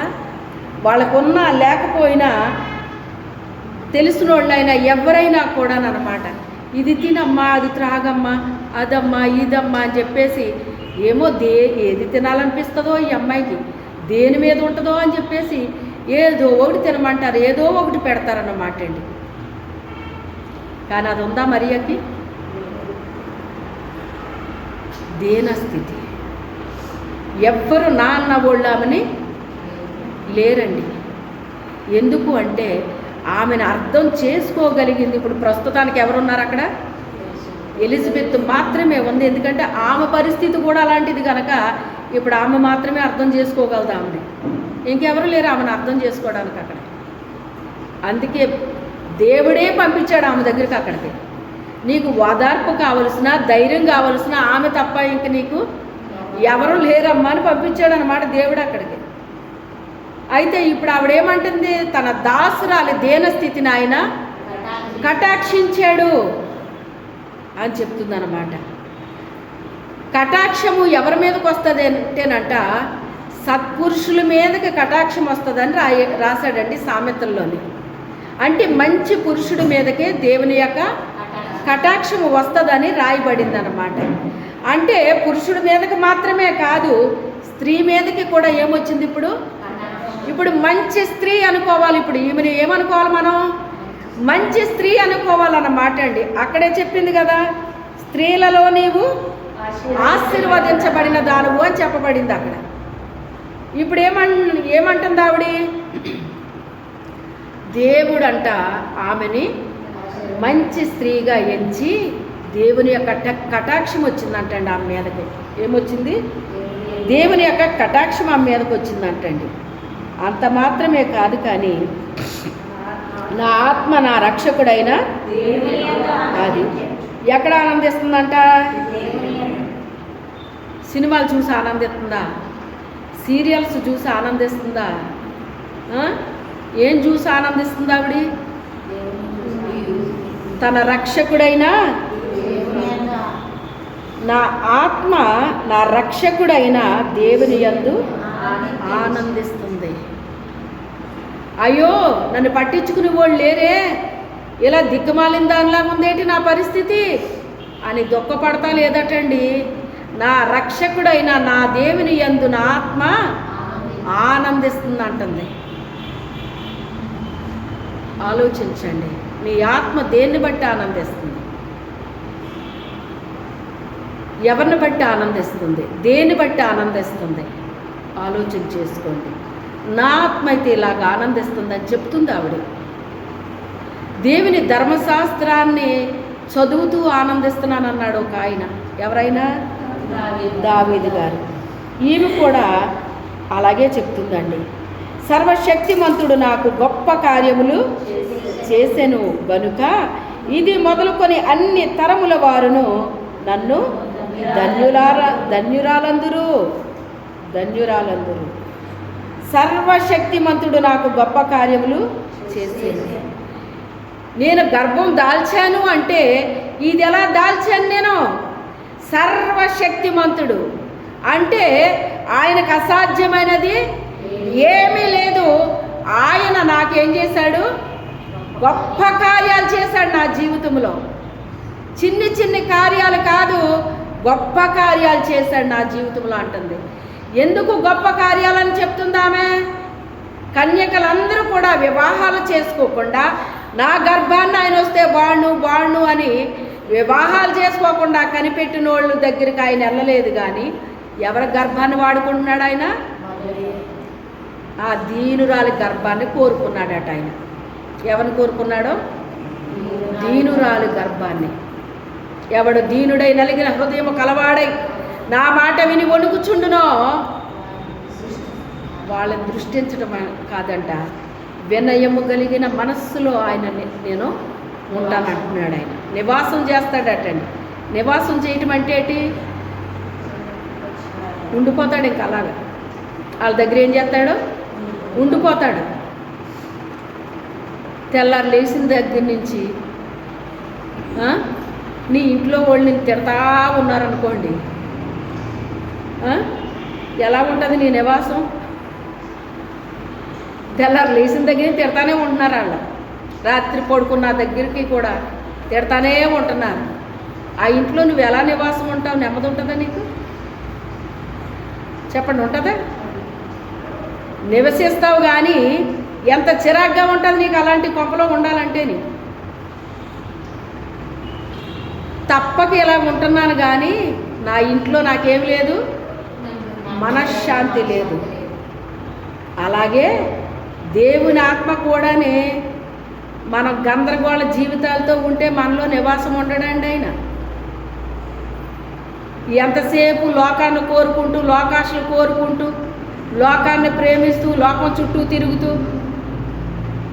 ఇలా జీవించామంటే మన హృదయంలో నివాసం ఉండడానికి ఇష్టపడతాడు ఆయన? చెప్పండి, ఉండడానికి ఇష్టపడతాడు ఆయన? ఒక్క టైంలో ఒక్క సినిమా చూస్తేనే, అది కూడా టీవీలో చూస్తే ఒప్పుకోలేదు దేవుని ఆత్మ నన్ను. నీలో నేను నివాసం ఉంటున్నాను, కానీ నువ్వు అది చూడడం వల్ల నీలో నేను ఉండలేకపోతాను వెళ్ళిపోయాడు ఆయన. కొంతమంది అంటారు, ఆ అనుభవం లేని వాళ్ళు కొంతమంది ఏమంటారంటే, చిన్న సేవకులు కాదు పెద్ద సేవకులే వాళ్ళు, వాళ్ళకి ఆ అనుభవం లేక వాళ్ళు ఏమన్నారో తెలుసా, పరిశుద్ధాత్ముడు వచ్చాక ఇంక మనలోంచి వెళ్ళడు అని చెప్పారు వాళ్ళు. ఎందుకు వెళ్ళడో, నాలో నుంచి వెళ్ళాడు నేను చెప్పగలను ఆ మాట. మరలా దేవుడు నన్ను దర్శించి దేవుణ్ణి నేను పశ్చాత్తాపడ్డాక అప్పుడు ఆయన మళ్ళీ నాలోకి వచ్చాడు. హల్లెలూయా. ఆనాటి నుంచి ఈనాటి వరకు నాలోనే ఉన్నాడో, ఎప్పటికీ నాలోనే ఉంటాడని నాకు నమ్మకం. హల్లెలూయా. అది ఉండాలి, మనలో ఉండాలి. అంటే దేవునికి ఇష్టం లేని కార్యక్రమాలు మనము చెయ్యకూడదు, దేవునికి ఇష్టం లేని మనము చూడకూడదు, దేవునికి ఇష్టం లేని మనము వినకూడదు. ఒక్కొక్కసారి వినాల్సి వస్తుంది, అది వేరు, కానీ ఇష్టంతో వినటం వేరు. అర్థమైందా? దురద చెవులు ఉంటే వింటామంటండి, ఇష్టంగా వింటామంట. మన చెవులు యోగ్యంగా ఉంటే అలాంటివి వినడానికి ఇష్టం ఉండదంటండి. వింటాం కానీ దాన్ని పెద్ద చెవిని పెట్టమంటండి. చెవికి తగిలి ఏమైపోతాయి అంటున్నాడు ఆయన? పడిపోతాయి అంటండి. ఏమైపోతాయి? పడిపోతాయి అంటండి. అందుకే మన చెవులు ఆరోగ్యం కలిగిన మనసు ఉండాలి, ఆరోగ్యం కలిగిన చెవులు ఉండాలి. అంతా మన ఆత్మీయ జీవితం అంతా కూడా ఆరోగ్యకరంగా ఉండడానికి చూసుకోవాలి. మనమే చూసుకోవాలి. ఏ గుడ్డుతనం మనలో ఉండకూడదండి. శరీర గ్రహింపు వేరండి, ఆత్మీయ గ్రహింపు వేరండి. అందుకే ఆత్మీయులు ఆత్మ విషయాల మీద మనసు పెడితే శరీరానుసరులు శరీర విషయాల మీద మనసు పెడతారని ఉంటుంది అన్నమాట అండి. అయితే మనం ఎప్పుడైతే ఈ మనసు అనేటువంటిది వినయ మనస్సు మనం కలిగి ఉన్నామో మనలో నివాసం ఉండడానికి ఇష్టపడతాడటండి దేవుడు. పరిశుద్ధాత్మ దేవుడు మనలో నివాసమే ఉంటాడటండి. యావండి, దేవుని ఆత్మకి మనము ఒక నివాస స్థలంగా ఉండడం అంటే అది ఏమైనా చిన్న విషయం అండి? అది ఆలోచించండి. మన హృదయం పరిశుద్ధంగా ఉంచుకోవడం అంటే అది ఏమైనా చిన్న విషయం అనుకుంటున్నారా? మన ఇష్టం వచ్చినట్టుగా మనం జీవించేసి దేవునాత్మ నాలో నివసిస్తుందంటే అది ఏమన్నా కరెక్టేనా? అది మనకిష్టం వచ్చినట్టు మనం జీవిస్తే దేవునాత్మ మనలో నివసించరండి. దేవునికి ఇష్టం వచ్చినట్టుగా మనం జీవించాలి. దేవునికి ఇష్టం వచ్చినట్టుగా మనం జీవిస్తే మన ఇంట్లో వాళ్ళకి మనం నచ్చం. దేవునికి ఇష్టం వచ్చినట్టుగా మనం జీవిస్తే మన బంధువులకి నచ్చం. మనకిష్టం వచ్చినట్టు దేవునికి ఇష్టం వచ్చినట్టు మనం జీవిస్తే ఎవరికి మనం నచ్చం. దేవునికి ఇష్టకరంగా జీవించడం అనేటువంటిది అది చిన్న విషయము కాదు. మేము మాత్రం దేవుని బిడ్డలు కదా? మేము మందిరానికి వెళ్ళట్లేదా? మేము కానుక ఇవ్వట్లేదా? మేము ఉపవాసాలు ఉండట్లేదా? మేము అది చేయట్లేదా? మేము ఇచ్చే అది ఇది ఒకటా? దేవునికి ఇష్టకరంగా జీవించడం అంటే ఇయ్యా? దేవునికి ఇష్టం లేని ఏవి కూడా మనము చెయ్యకూడదండి, ఏవి చేయకూడదు. సర్వశక్తిమంతుడు నాకు గొప్ప కార్యములు చేసెను గనుక ఇది మొదలుకొని అన్ని తరముల వారును నన్ను ధన్యురాలందురు. ఆయన నామము పరిశుద్ధము. ఇది మొదలుకొని అన్ని తరముల వారు నన్ను ఏమంటారు? ధన్యురాలంటారు. ఆయన నామము పరిశుద్ధము అంటుంది. అది మొదలుకొని నన్ను అందరూ ధన్యురాలంటారు అంటే నిజంగా అలాంటి ఆవిడ కడుపులో యేసుప్రభు పుట్టాడండి బాబు, ఎంత ధన్యురాలండి అన్నారు. బాగానే ఉందండి. అయితే అదే అవకాశంగా తీసుకుని సాతానుడు యేసుప్రభును పక్కనెట్టి ఎవరిని పూజించమన్నాడు? మరి చూసారా, ఇది చిన్నప్పుడే నాకు ఎదురయ్యిందండి. ఇది మా బంధువులు ఇంటికి వెళ్తే దాని పేరు ఒకటి ఉంటుందండి, నేను చెప్పను కానీ ఆ సంఘానికి వెళ్తారన్నమాట వాళ్ళు.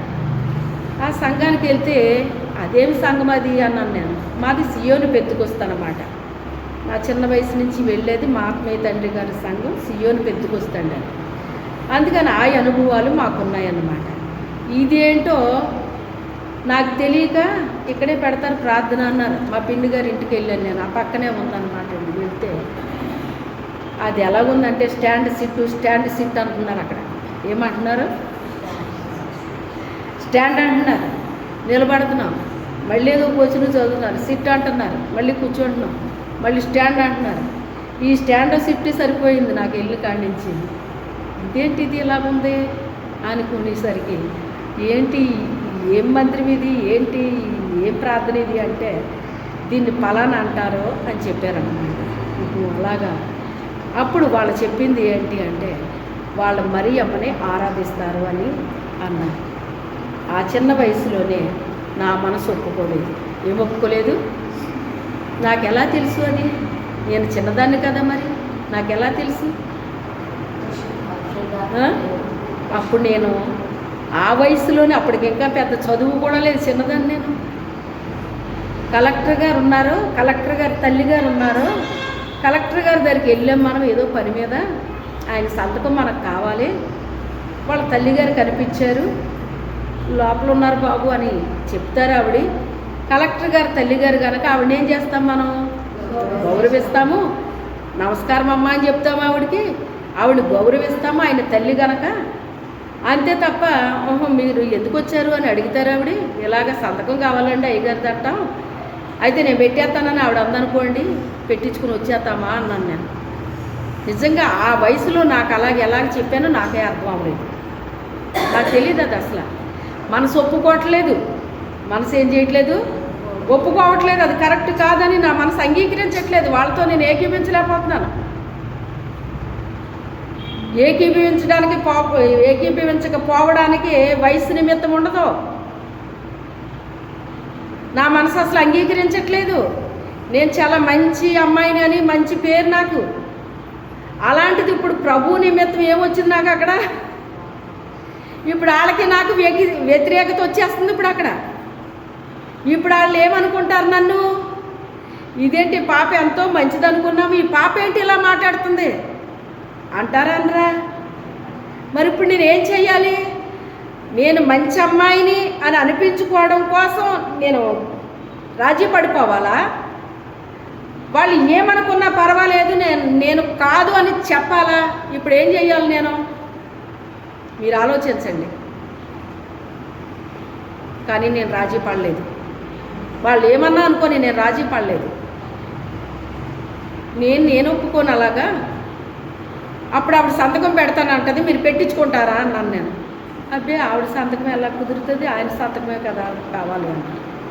అలాగా మరి అలాంటప్పుడు ఆవిడ తల్లి, ఆవిడ ఉపయోగించుకున్నాడు దేవుడు.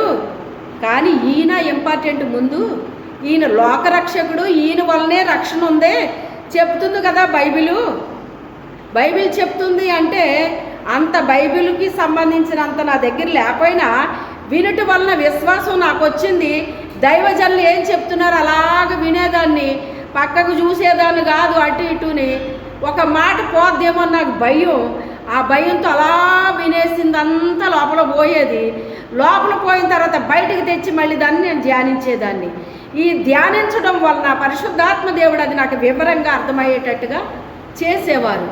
ఎప్పుడైతే ఇలా జరిగిందో ఇతరులకు నేను చెప్పడం ప్రారంభించాను. దైవజనులు ఏ వాక్యం చెప్పారు అదే నేను ఇతరులకు షేర్ చేయడం ప్రారంభించాను. ఇప్పుడు ఎలా షేర్ చేస్తున్నాము అంటే యూట్యూబ్ ద్వారా షేరింగ్ వెళ్తుంది. ఎలాగెళ్తుంది ఇప్పుడు?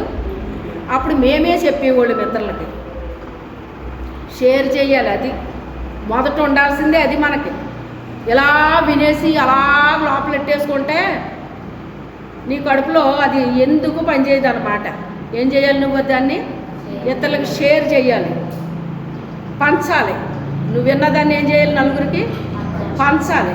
పంచకపోతే ఏ ఉపయోగం ఉండదు నీ వల్ల. ఏ ఉపయోగం నీ వల్ల ఉండదు. దేవునికి ఏమి నువ్వు ఉపయోగకరమైన బిడ్డ కాదు అని చెప్తుంది అన్నమాట ఇది. అప్పుడు వాళ్ళకి నాకు వచ్చేసింది. వచ్చేస్తుందండి మరి, వచ్చేసింది. అలా కాదు పాప, ఇలా కాదు పాప అన్నారు. మీరేమైనా అనంటే నేను ఏకీభవించలేను. యేసుక్రీస్తు లోకరక్షకుడని బైబిల్ చెప్తుంది. ఆయన వలన మనకు రక్షణ ఉందని బైబిల్ చెప్తుంది. ఆయన వలన మాత్రమే పరలోకం వెళ్తామని చెప్తుంది బైబిల్. ఆవిడ వల్ల వెళ్తామని చెప్పట్లేదు ఇక్కడ. ఆవిడ నేను తప్పుగా చెప్పట్లేదు. ఆవిడ దేవునికి స్థలం ఇచ్చింది, అందుకని ఆవిడని గౌరవిస్తాము. కానీ ఆవిడని పూజించకూడదు కదా, ఆవిడని ఆరాధించకూడదు కదా. దేవుణ్ణి మాత్రమే పూజించాలి, దేవుణ్ణి మాత్రమే ఆరాధించాలి. ఆరాధనకు యోగ్యుడు ఆయనే, పూజకు అర్హుడు ఆయనే, మన స్తుతులకు పాత్రుడు ఆయనే. నేనే దేవుడను, మరి ఏ దేవుడు లేడు. అందుకే భూదిగంతపు నివాసులారా నా వైపు చూచి రక్షణ పొందుడు దేవుడను నేనే, మరి ఏ దేవుడు కూడా లేడు. ఇది నా చిన్న వయసులో సండే స్కూల్ వాక్యం అండి. ఇది అలా ప్రింట్ అయిపోయింది లోపల ఆ వాక్యం. ఆనాటి నుంచి ఆ వాక్యం నాలో ప్రింట్ అయిపోయి ఆ వాక్యం నాలో పనిచేయటమే కాదు, ఇతరులకు కూడా అదే వాక్యాన్ని నేను చెప్పగలుగుతున్నాను ఆనాటి నుంచి ఈనాటి వరకు కూడా. అలా చెప్పిన తర్వాత ఒక అలజడి ప్రారంభమైంది. అక్కడ ఏమైంది? దేవుని ఆత్మ ఎక్కడ పనిచేస్తే అక్కడ ఏమవుతుందని చెప్పాను నేను. కంపించిందా లేదా? ఇప్పుడు అక్కడ కంపించిందా లేదా? ఏం కంపించింది? మనిషే ఒక భూమి. ఏంటి? మనిషే ఒక భూమి. ఇప్పుడు ఆ భూమి ఏమైంది? కంపిస్తుంది. హృదయాలు కంపించడం ప్రారంభించింది. ఏం కంపిస్తున్నాయి? ఏంటి ఈ అమ్మాయి ఏంటి ఇలా చెప్తుంది? ఎప్పటి వరకు అలాగా వాళ్ళు ఏం చెప్తే అలాగే వినేసాం, అలాగే అనుకున్నాం. ఈ అమ్మాయి ఏంటి ఏదో చెప్తుంది అనుకున్న తర్వాత ఇలాగ వివరించానమ్మా. నాకు నిజంగా అలా వివరించాలని కూడా తెలీదు. ప్రభా, ఇప్పుడు నేను వీళ్ళకి ఏం చెప్పాలి తండ్రి? వీళ్ళు ఇలా మాట్లాడుతున్నారు, ఏం చెప్పను ప్రభు వీళ్ళకి? నా మనసులో నేను ప్రభువుని అడుగుతుంటే ఆ రకంగా నేను మాట్లాడానండి. ఈ కలెక్టర్ గారేంటో, ఈ గొడవ ఏంటో, ఇవన్నీ నాకు ఏం తెలుసండి అసలు ఆ టైంలో, ఆ వయసులో ఏం తెలియదు. కానీ పరిశుద్ధాత్మ దేవుడు నాకు సహాయం చేశాడు. ఆ రీతిగా నేను వివరించానండి వాళ్ళకి. ఆ తర్వాత నెక్స్ట్ ఆదివారం వచ్చింది. నేను పొరపాటు కూడా ఈ మందిరానికి రాను. నేను అవసరమైతే ఇంట్లో అన్నా నేను కూర్చుంటాను, కానీ నేను ఈ మందిరానికి రాను బాబో. ఈ స్టాండ్ సీట్లు ఏంటి? ఏమీ లేదు అక్కడ, దేవునికి సంబంధించిందేది నాకు అక్కడ కనపడట్లేదు అసలు అని నేను అక్కడ రాను బాబు అని చెప్పేసి అన్నాను. అయితే పెంతుకొస్తు చర్చ్ ఉంది, ఇలాగ ఫలానా చోట ఉంది, అక్కడ తీసుకెళ్ళనా అన్నది మా చెల్లి, మా పిన్ని గారు అమ్మాయి. అంటే తీసుకెళ్ళి అన్నాను. దూరం అన్నది. దూరమైనా నేను వస్తానన్నాను. దూరమైనా నేను వస్తాను, ఏం పర్వాలేదు, ఎంత దూరమైనా నేను వస్తానన్నాను. చాలా దూరం అక్క, నువ్వు నడవగలవా అంది. రోజుకి 10 కిలోమీటర్లు నడిచిందాన్ని ఇప్పుడు ఒక 1/2 కిలోమీటర్లు నడలేనా? ఎందుకు నడవనమ్మా? నేను రోజుకి 10 కిలోమీటర్లు నడుస్తాను కదా, స్కూల్కి వెళ్ళడానికి రావడానికని. దేవుని మందిరానికి నడవడానికి ఏమైంది? నడుస్తాను చెప్పు, ఎక్కడ ఉన్నా సరే వెళ్దాం నాడు అన్నాను. వెళ్ళిపోయాం. తీసుకెళ్ళిన తర్వాత ఆ అమ్మాయి నన్ను అక్కడ వదిలేసి, ఆ అమ్మాయి కూర్చోలేదు అక్కడ. కూర్చోరు, దేనికి అలవాటు పడిపోయారు, ఇంక అందులోనే ఉంటారు వాళ్ళు. ఇంక బయటికి రావడానికి ఒప్పుకోరు వాళ్ళు, ఇష్టపడరు ఇంక వాళ్ళు. ఎందుకంటే అది బాగుంది కదా, ఆడుకునేలా బాగుంది కదా. అది ఆడుకుని పిల్లలకి ఎలాగుంటుందండి? బాగుంటుంది. ఇంకా నిలబడమంటే నిలబడుతున్నారు, కూర్చోమంటే కూర్చుంటున్నారు. నువ్వు ఇలాగుండు, నువ్వు అలా చెయ్యని ఎక్కడ ఉంది అక్కడ? నువ్వు ఇలా జీవించాలి, ఇలా నడుచుకోవాలి, ఇలా చెయ్యాలని ఎక్కడ చెప్తున్నారు? అక్కడ ఏమీ లేదు. అక్కడ దేవుని యందు భయభక్తులు లేవు, అక్కడ ఏమీ లేవు.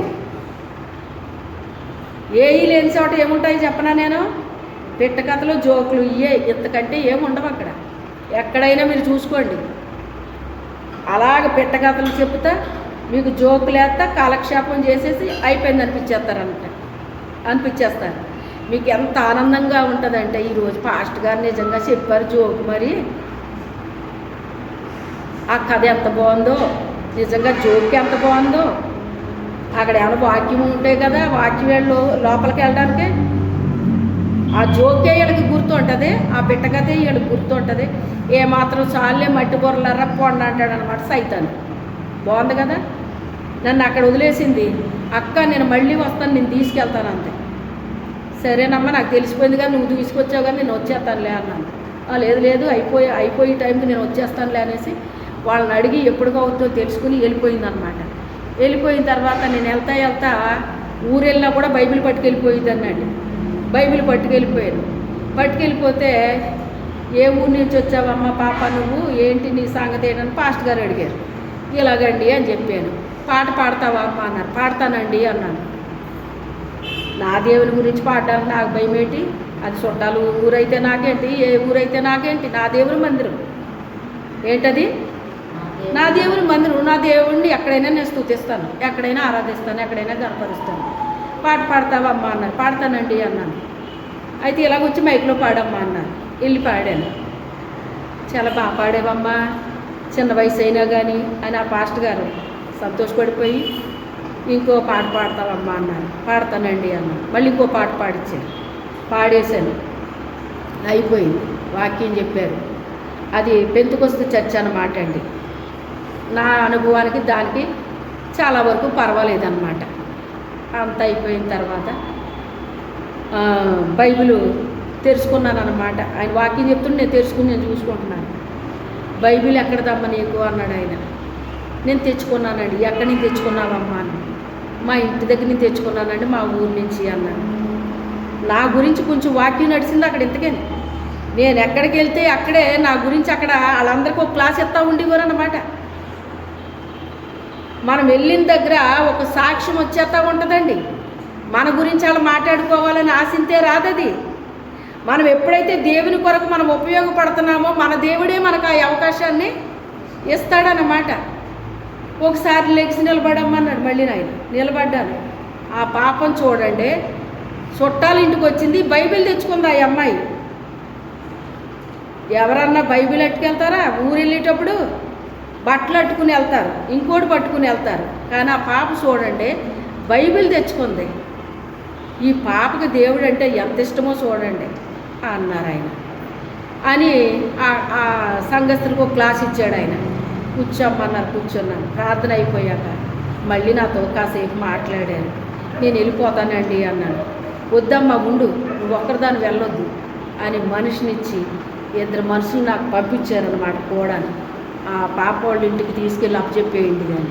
పర్వాలేదు పాస్ట్ గారు నేను వెళ్ళిపోతానండి, నాకు తెలిసిపోయిందండి రూటు అన్నాను. అంటే పర్వాలేదమ్మా నువ్వు ఒక్కదాన్ని వెళ్ళొద్దు అని పంపించారు. అప్పుడు వాళ్ళు నన్ను తీసుకొస్తున్నారు. ఈ లోపల ఈవిడ వస్తుందని తీసుకెళ్ళడానికి. ఎవరో అప్పుడు ఇంకొద్దులేండి మీరు వెళ్ళిపోండి, నేను తీసుకెళ్ళిపోతానులే పక్కన అని చెప్పేసి ఈ అమ్మాయి తీసుకెళ్ళిపోయింది. ఆ సాయంత్రం పక్కింటి మందిరం వాళ్ళు ప్రార్థన పెట్టారు మా పిన్నోళ్ళు ఇంటి ముందు. అది మరి ఎవరు పెట్టించుకున్నారో నాకు అంత గుర్తులేదు కానీ పెట్టించుకున్నారు మొత్తం మీద. మా పిన్నోళ్ళు వాకలే ఆ ఎదురోళ్ళు వాకలే కలిసి ఉంటాయన్నమాట అండి. అక్కడ ప్రార్థన పెట్టారు. ప్రార్థన పెడితే రెఫరెన్స్ చదువుతులేదు వాళ్ళు, ఎవరు చదవట్లేదు. అప్పుడు రెఫరెన్స్ తీసి చదువుతున్నాను నేను. చదువుతుంటే ఆ పాస్టర్ గారు ఈ పాప ఎవరో అన్నాడు ఆయన. ఇలాగండి మా అక్కగారు అమ్మాయి అండి అని చెప్పారు మా పిన్ని. ఆహా అని అలా రెఫరెన్స్ చదువుతున్నాను. అప్పుడు ఆయన మళ్ళీ ఆయన లేపాడు.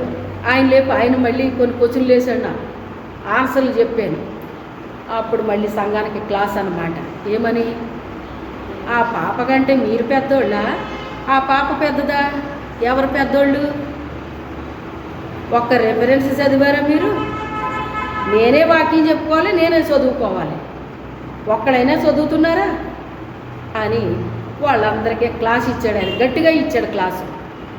ఇచ్చేసరికి మొత్తం మీద ప్రార్థన అయిపోయింది. ఏదో చెప్పాడు ఆయన, అయిపోయింది.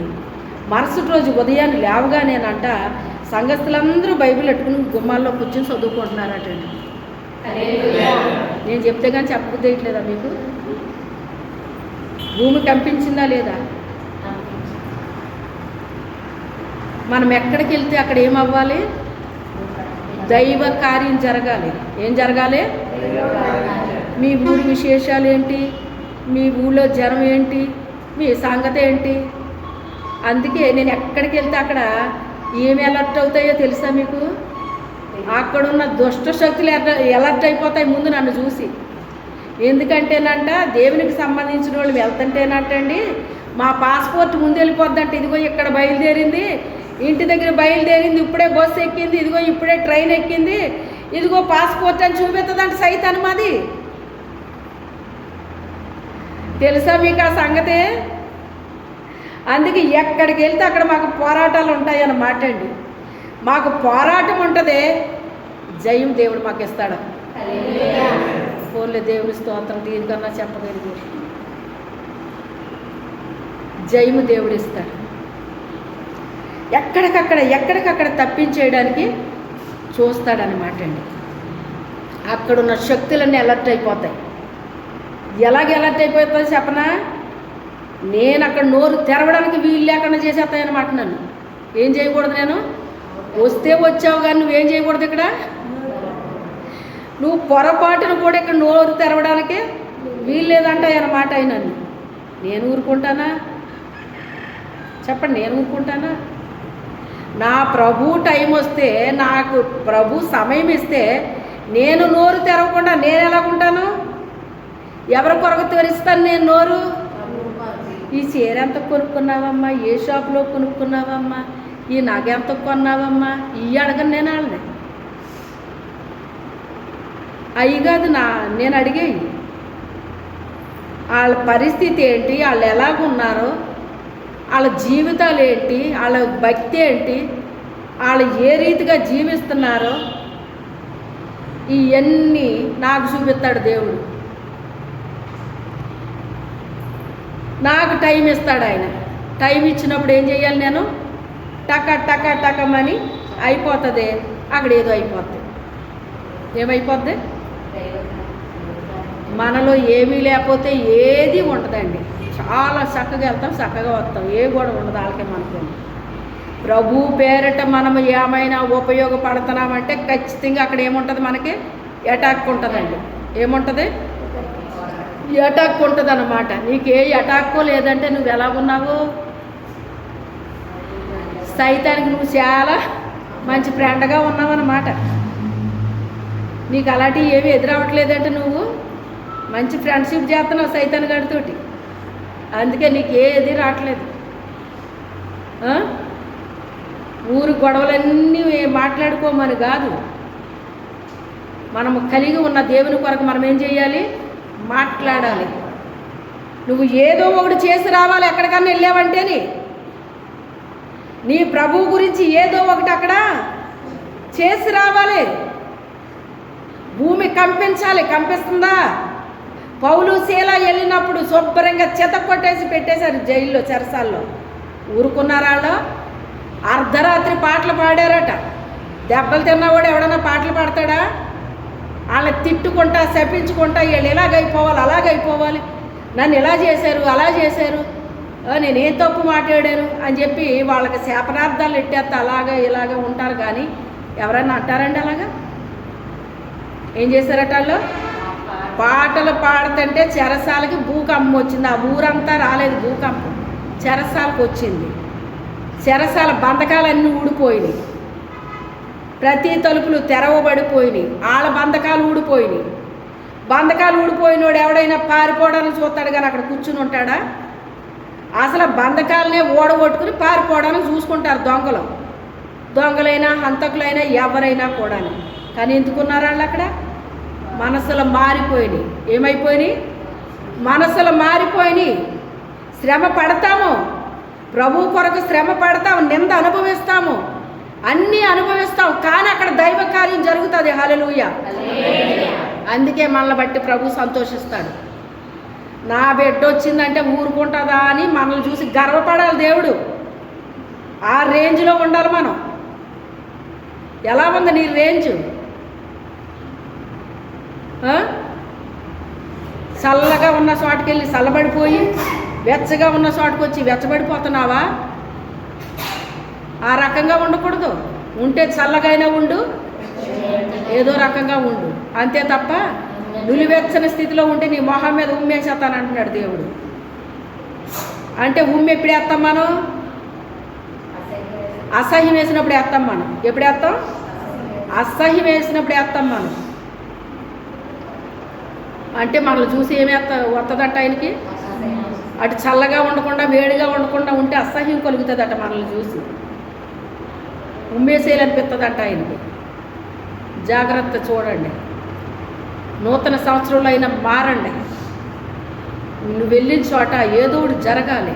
దేవుని కొరకు నువ్వు నోరిప్పాలి, నోరు విప్పి మాట్లాడాలి. ఉదయం తెల్లవారేటప్పటికి ప్రతి ఒక్కరి చేతిలో బైబిల్ ఉన్నదంట. గుమ్మల్లో కూర్చుని చదువుతున్నారట. నువ్వు రోజు చదువుతావా పాప బైబిల్ అని అడిగాడు ఆయన. చదువుతానండి అన్నాను. చూడండి, చిన్న బిడ్డ అయినా బిడ్డ ఎలా చదువుకుంటుందో. వాక్యం అందించింది. ఏ రోజులైనా వాక్యం అందించారా మీరు నాకు అని వాళ్ళకి క్లాస్ పీగితే తెల్లారేటప్పటికి ఏమైంది?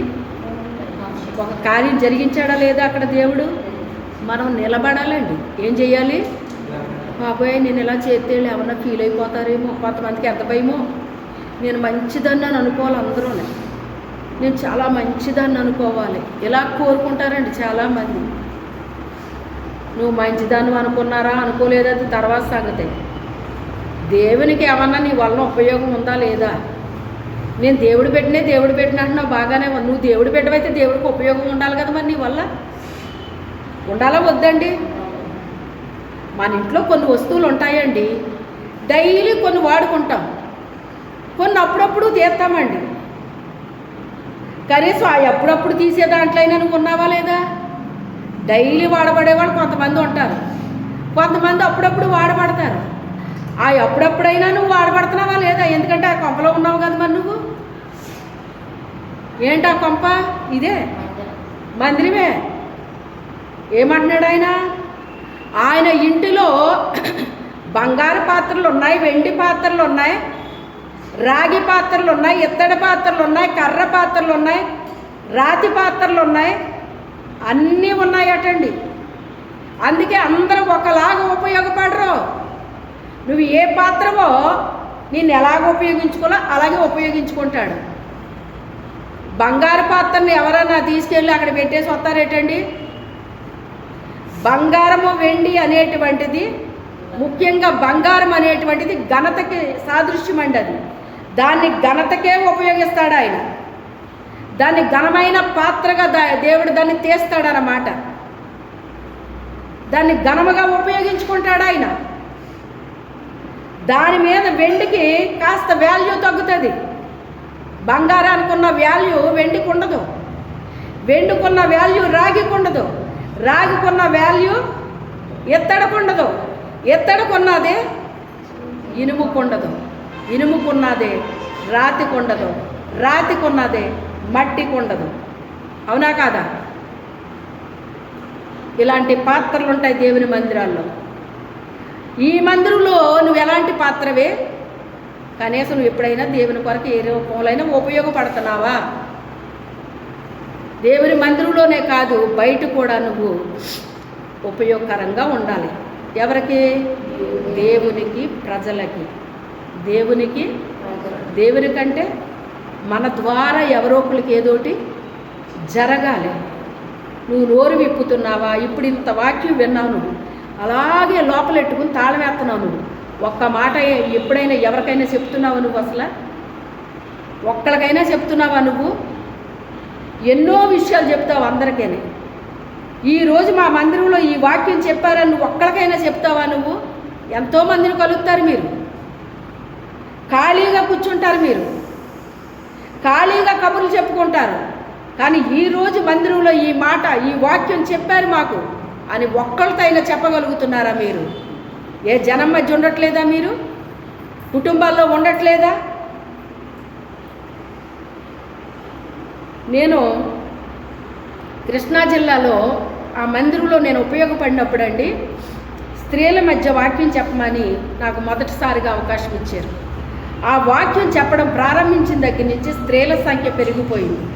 స్త్రీల సంఖ్య పెరిగిన తర్వాత స్త్రీలు ఏం చేశారు అంటే, ప్రతి స్త్రీ కూడా వాళ్ళు చదువుకున్న వాళ్ళు కాదండి, అందరూ కూడా చదువుకోని స్త్రీలు వాళ్ళు చేపలు పట్టుకునేవారు. అంటే మీకు తెలుసు పల్లీలు. ఆ స్త్రీ వాళ్ళ చేపలు పట్టుకుని రొయ్యలకు రొయ్యలు, పీతలకు పీతలు, ఇలా చేపలు గ్రేడింగ్ చేసుకుంటారట కూర్చుని అక్కడ.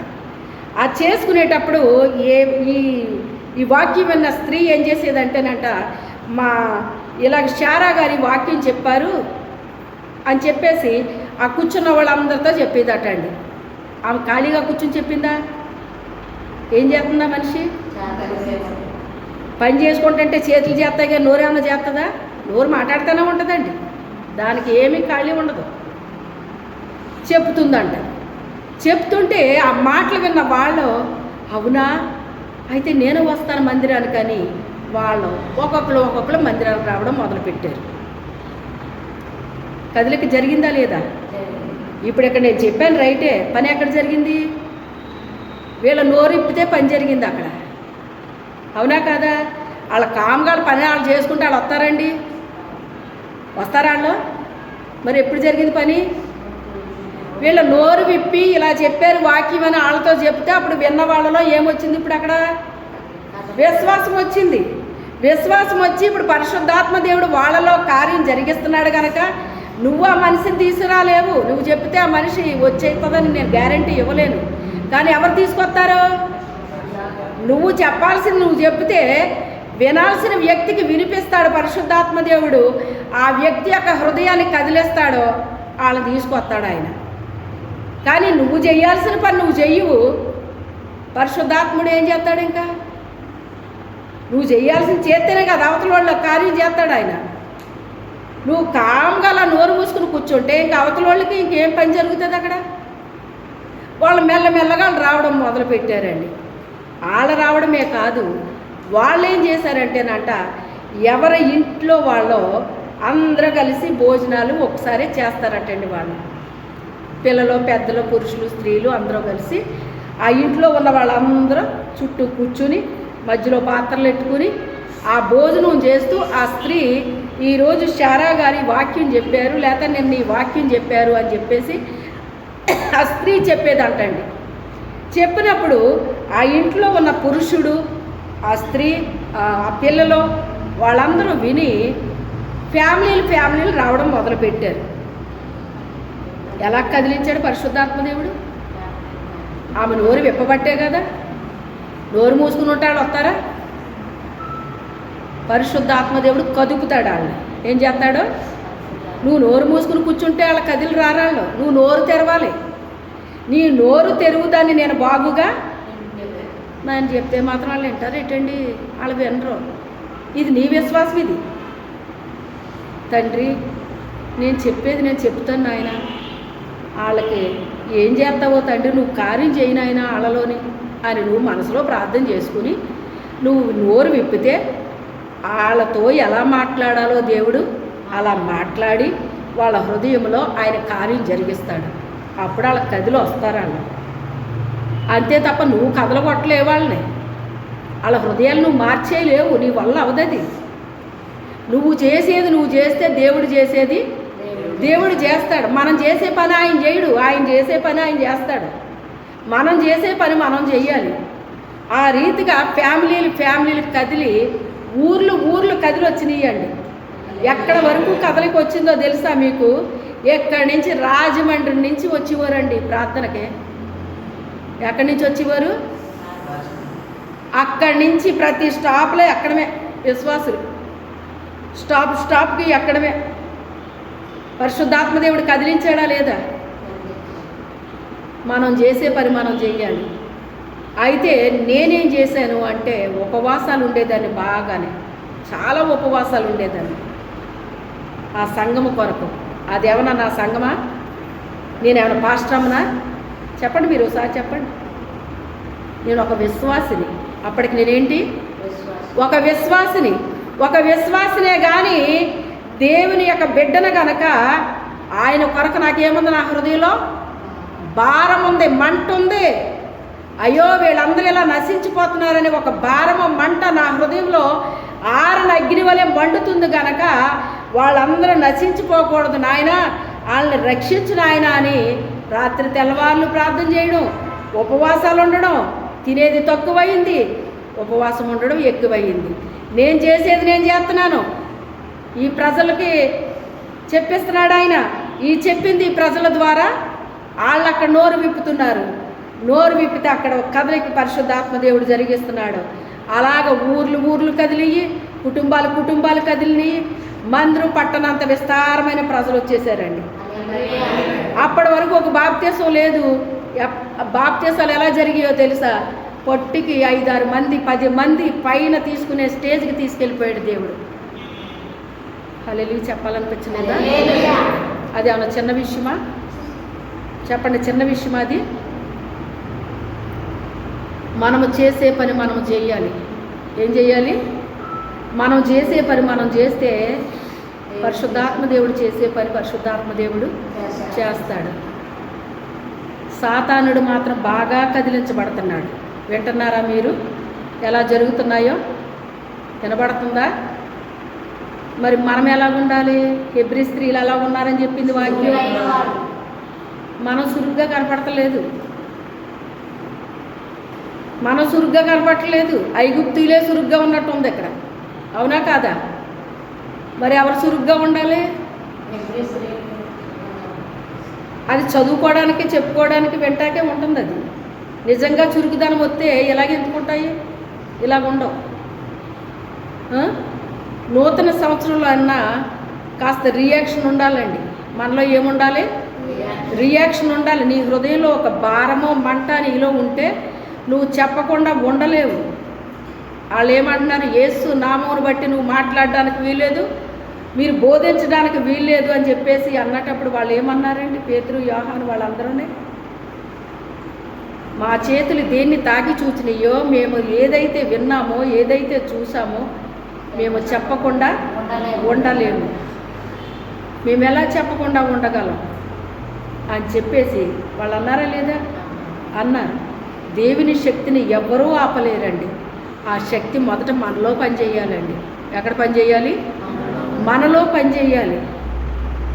మనలో పనిచేస్తే మనం అలా నిద్రపోయే వాళ్ళగా ఉండం, అలాగా బుద్ధ విగ్రహాల్లో కూర్చోము. ఏదో ఒక పని దేవుని కొరకు మనము చేస్తూ ఉంటాం అన్నమాట. మన హృదయం మండుతూ ఉంటుంది, మన హృదయంలో ఒక భారం ఉంటుంది, ఏదో తపన పడుతూ ఉంటాం అన్నమాట అండి.